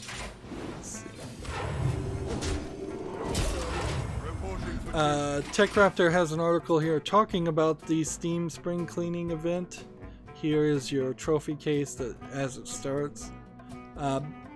Basically, they want you to play every day, and you should have been doing it up to this point. I think you probably missed out on any opportunities if you haven't started to get everything.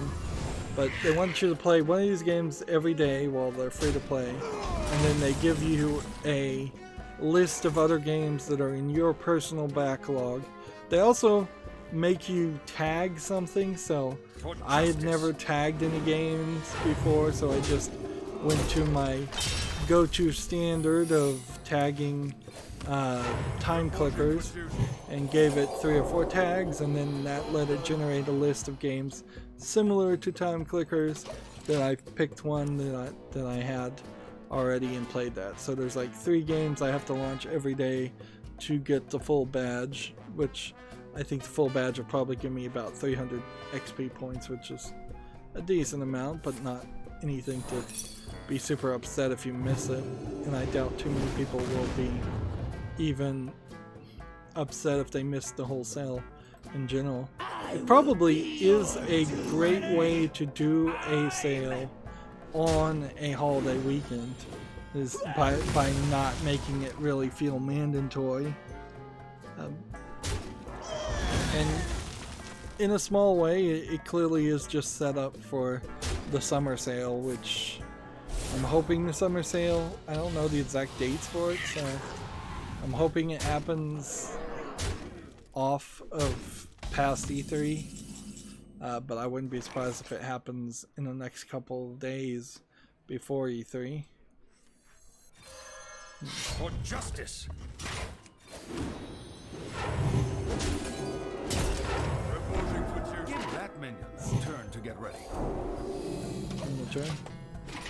TechRaptor has an article here. Retro platformer reboot Blaster Master Zero fires on the Steam June 14th. So this Blaster Master game apparently more popular than what I thought it was going to be. So when it comes out, I'll probably put it on the follow list. I don't think I'd put it on the wish list.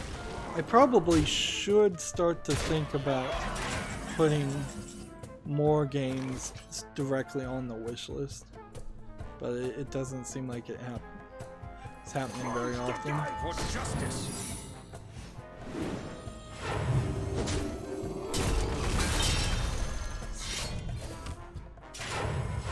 Reporting for duty.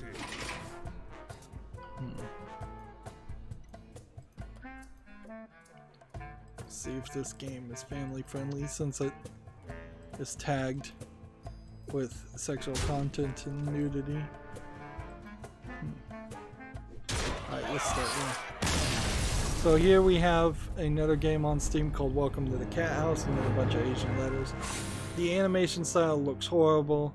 This, I assume, is a low-effort Chinese sex games, tag nudity and sexual content. Also early access, discounted for $8.99. Yeah. Not a lot that needs to be said here, other than the fact that, yes, adult games still seem like they're being allowed on Steam. Or at least some are. Like,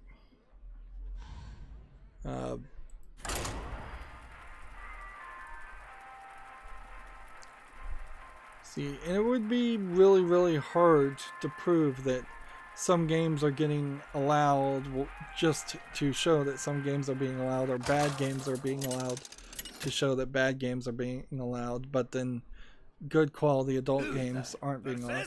What has been happening, and I've started noticing, is that some of the games as they're depicted on the Steam storefront look one way, particularly the adult dungeon crawlers and JRPGs.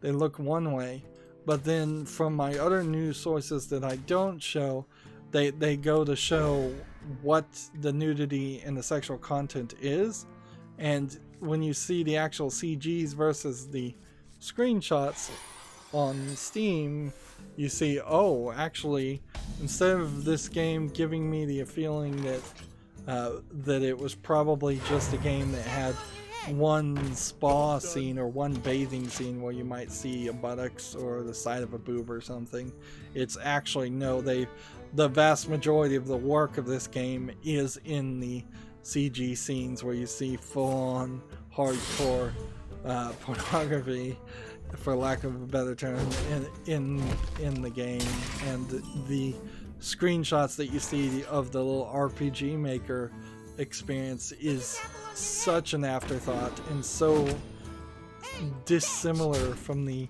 animation style and the quality of those games.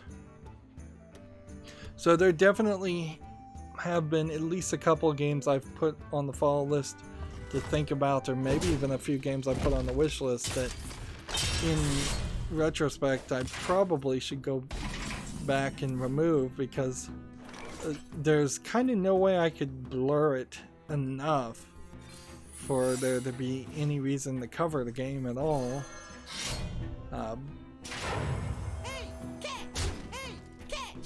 For justice. And I certainly, now that I've found this plugin that will blur the image, I will start to think about maybe there's a hotkey or something I can do in playing other games to use that to my advantage. I don't know, however, how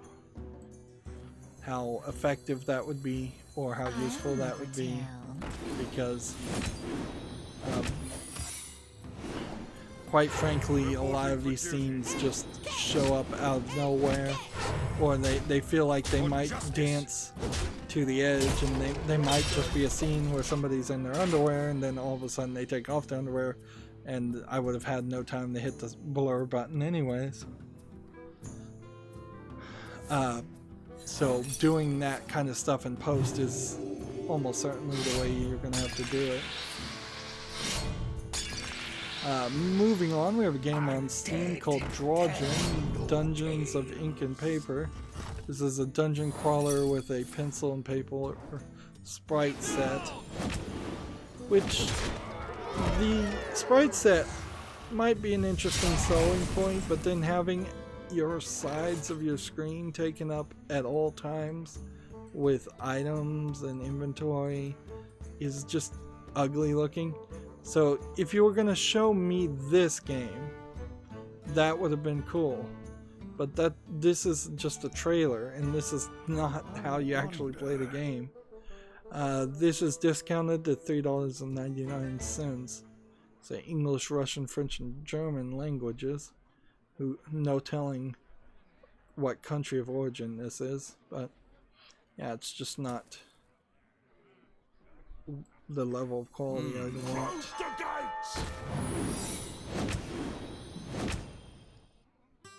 Apparently I already have played a Redemption. To battle! Catch! Catch!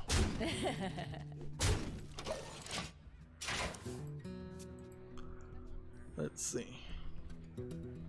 Next we have a game on Steam called Dungeon Bosses, which looks like a low effort dungeon crawler roguelike style game. Extremely empty and black around the edges of a pretty standard square platform.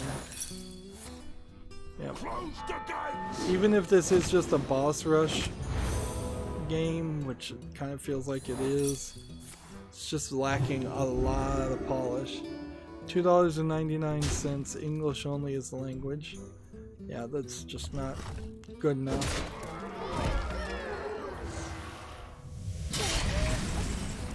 Smart moves. I concede.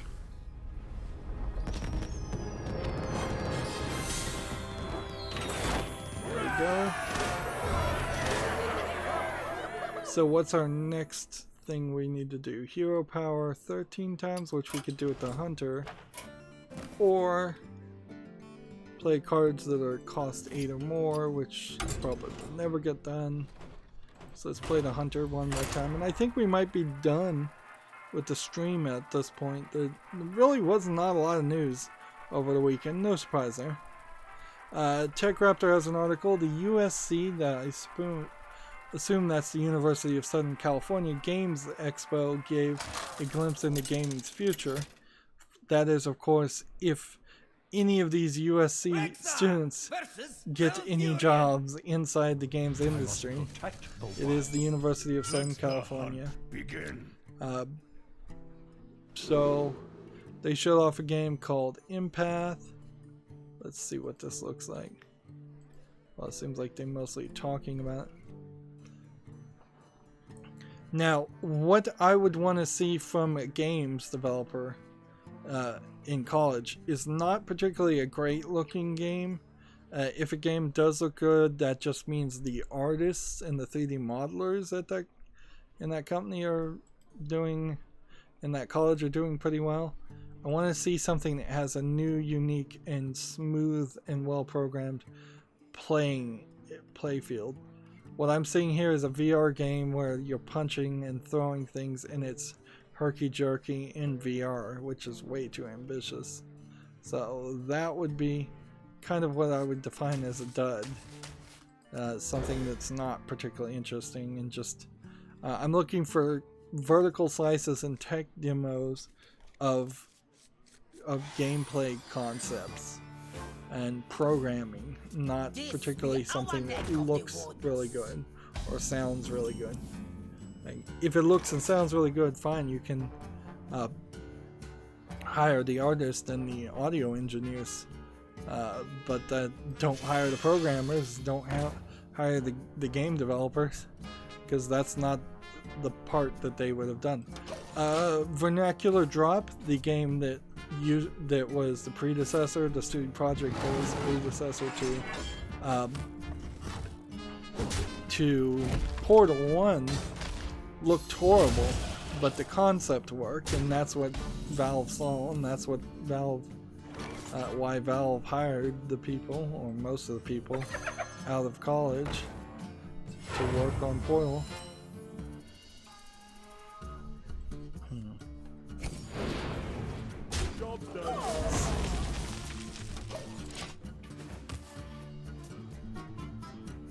Next, there's this game called Dominion, but this game Dominion seems to be, like, everything they're showing, it's just a augmented reality Pokemon Go style game. It's not even really augmented reality, so it was just a Pokemon Go style game. That also did not look good. Next we have a game called Unami Blast. Let's come over here and play first.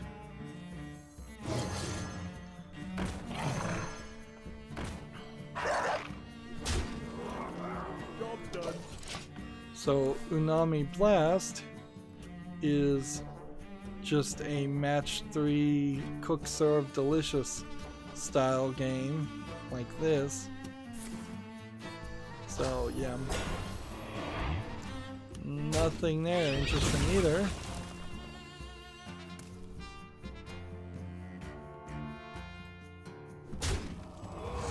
And then the next game we have is the one game that's actually, I think, on my follow list.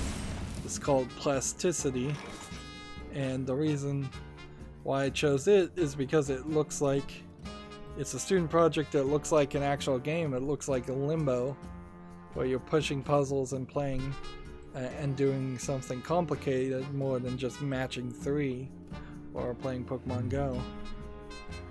So if that's your choice, there's Plasticity versus Unami Blast versus Domain, which was the Pokemon Go one, versus the Empath, which was the VR one. USC is not showing anything majorly impressive there. Not to be cruel or mean, but there really isn't anything knocking my socks off. To my side. Quickly. I don't know if you really should expect a student run or college run event or expo to show do anything like that, but it's not great. I think you'd be better off if there was a student coalition through a lot of colleges in the United States that teach video game design, and that student coalition had an expo that would show off the development of a lot of different students. That might be nice, but still it kind of needs to be a combination of something like a big expo of student-made projects and GDC, so that you could have the two people meet in two groups of people as far as potential and hopeful employees in the game industry meet people who are actually in the game industry and game developers, and have them rub elbows and potentially apply for jobs.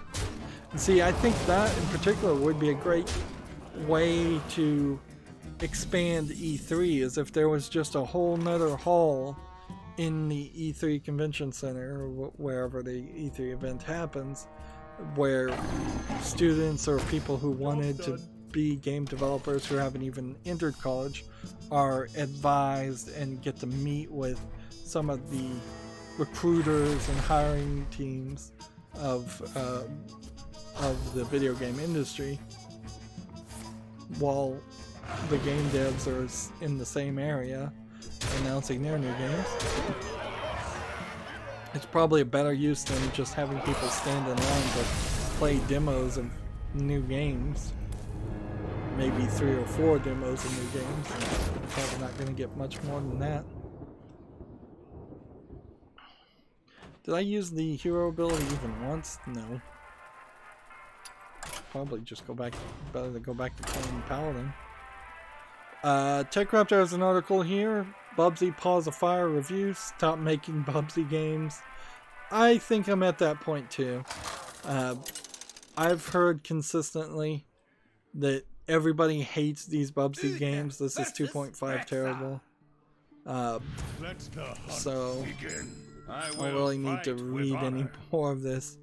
Yeah, I think if there's a Bubsy game in my follow list or wish list, I think I should take it out and just move on with my life. Bubsy was never a big deal anyway, so it was a bad game then, it's a bad game now.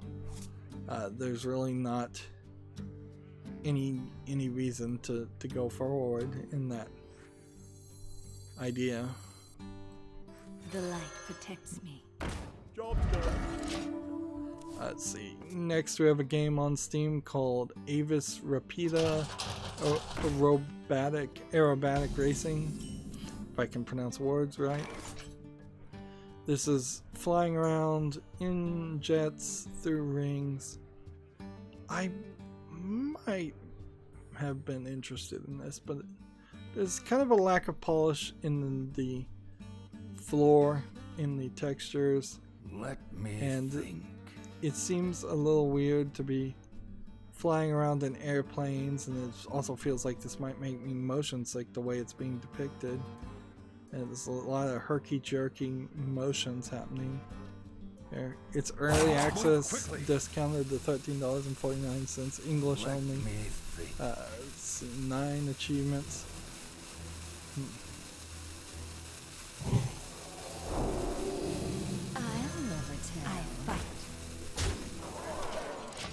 So yeah, I don't see anything in this game that looks interesting enough.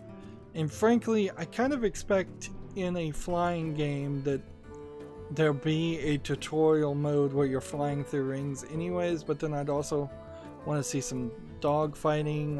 I'd want to see some other styles of missions and quests and goals, instead of just flying around on through rings. Let's see. Quickly. Next we have a game on Steam called Dark Blood, which looks like a platformer vampire. There's a lot of burning elements, burning trees being shown in the video. I guess maybe that's just one sequence. I'm not really seeing any enemies here. This might be a decent hack and slash platformer. It might not.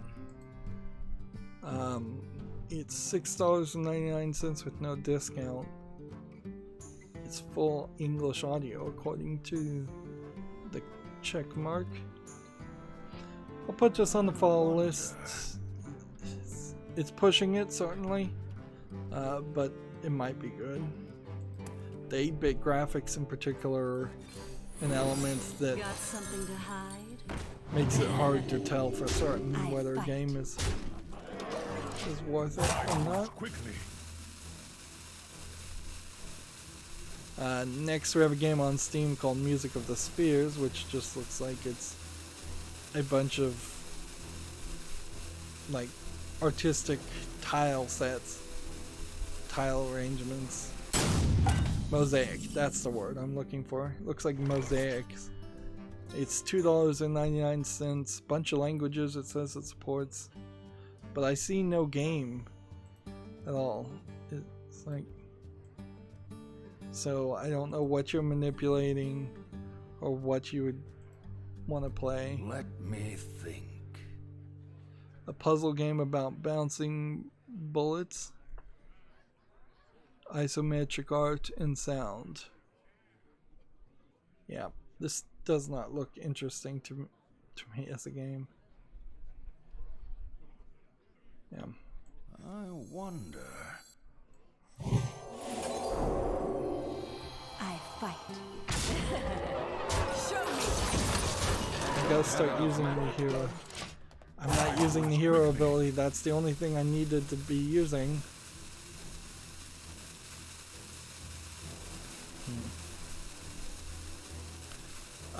TechRaptor has an article here. Chex Quest 3 released for free for reasons we've yet to understand. Chex Quest being a fan sequel to a serial giveaway game. Yeah.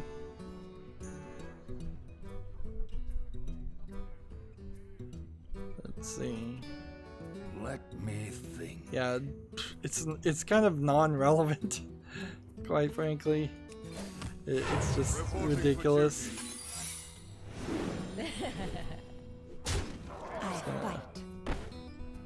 Take this one down and then drag this out. We only have about 4 more things to talk about, and then I'm out of news. Next we have a game on Steam called Omni Footman, which looks like a dungeon crawler. Doesn't look any better than any of the other dungeon crawlers out there.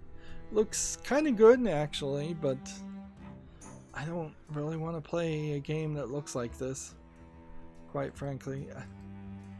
And I think that's another thing, is that there will just be categories of dungeon crawlers or categories of some games that I'm just going to say no to. This is also $15.99 and it's English and Chinese. It's asking quite a high price Follow the rules. for... I shouldn't have done that because I'm going to run out of... For duty. To battle. I'm gonna run out of space. I need to kill things Quickly. so I have more room. Next we have a game on Steam called Xera, Xera Survival, which there's Xera, the animation was a very, very old anime, one of the first ones I ever watched. aired on the Sci-Fi Channel for the brief time that the Sci-Fi Channel was showing anime movies or OAVs as movies. This was rated mostly positive, but I don't see anything here. It's $19.99. It's multiplayer only MMO, so I can ignore it because of that reason. But yeah, this just looks like a Division game for slightly cheaper. Reporting for duty. To battle! There we go. My eye moves quickly.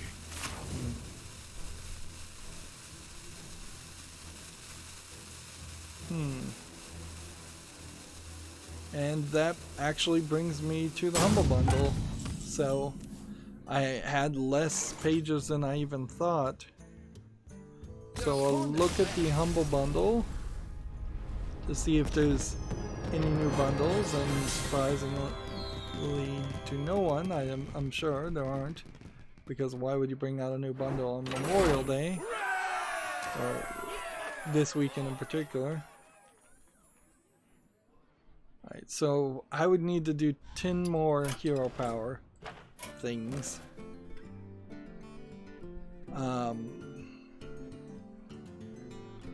So I guess I'm just gonna have to play that off screen and do that, because I don't see a real reason to try to jump into the game and do 10 more things. See, talk about this article. I'm just scrolling down my Twitter feed at this point, and I've been skipping games, so again, anything that looks like just an extremely low effort game, I'm trying to skip it, because there's just like no reason usually to even mention it. Shenmue 3 has been rated in Australia, which usually means Ghostbusters, the video game remastered, has been rated on Australia, published by Mad Dog Games and developed by Saber Interactive.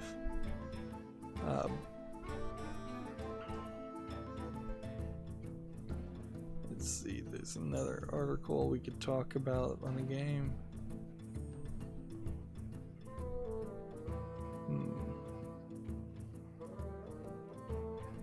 Just scrolling down here. I really only probably have about 14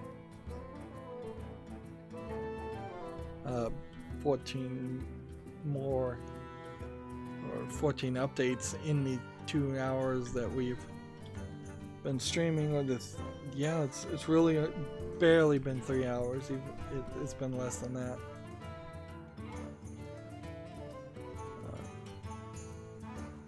Yep, and so that is that. So I could show off this article. Quake 2 RTX brings ray tracing to Quake next month. I'm not even sure I really want to buy a GeForce RTX graphics card for my next graphics card, frankly, at this point, because it looks like ray tracing, if it's going to be implemented, is all going to be implemented in software, and the RTX graphic cards as a first generation thing will probably have to use their drivers to force the software rendering to use hardware rendering, which probably won't work for most games. And so I think ray tracing might be a little too early and a little dead in the water. And then the only other thing we had is this Adventures of the Foreseen Hobo Knight. And I just wanted to look at this and make sure that this was an extremely low effort game, and yeah, it does look like it's just not visually polished enough to interest me. So that's $6.99 English.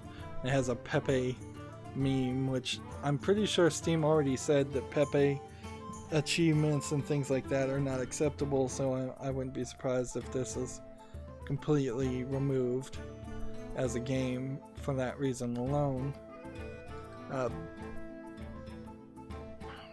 And then Gamatsu has an article here.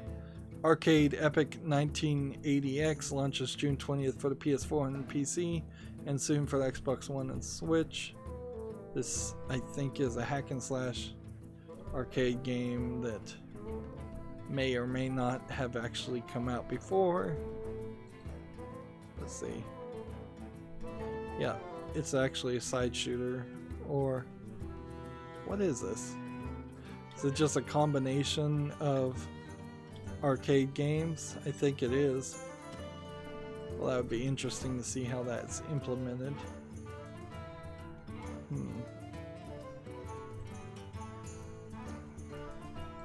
So yeah, that's something to be slightly looking forward to.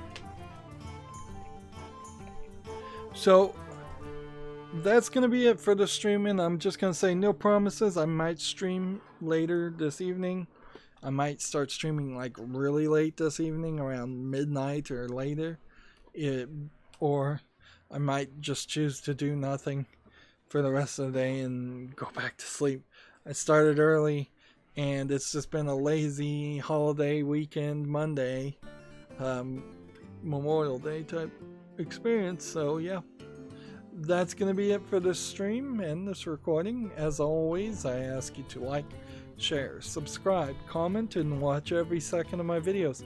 If you want a friend or follow me on any social media sites, there's a whole bunch of links down below. And if you want to support me further, there's a link to Patreon, or you can friend me on Steam and gift me a game off my wishlist. Thank you for watching. Have a good evening.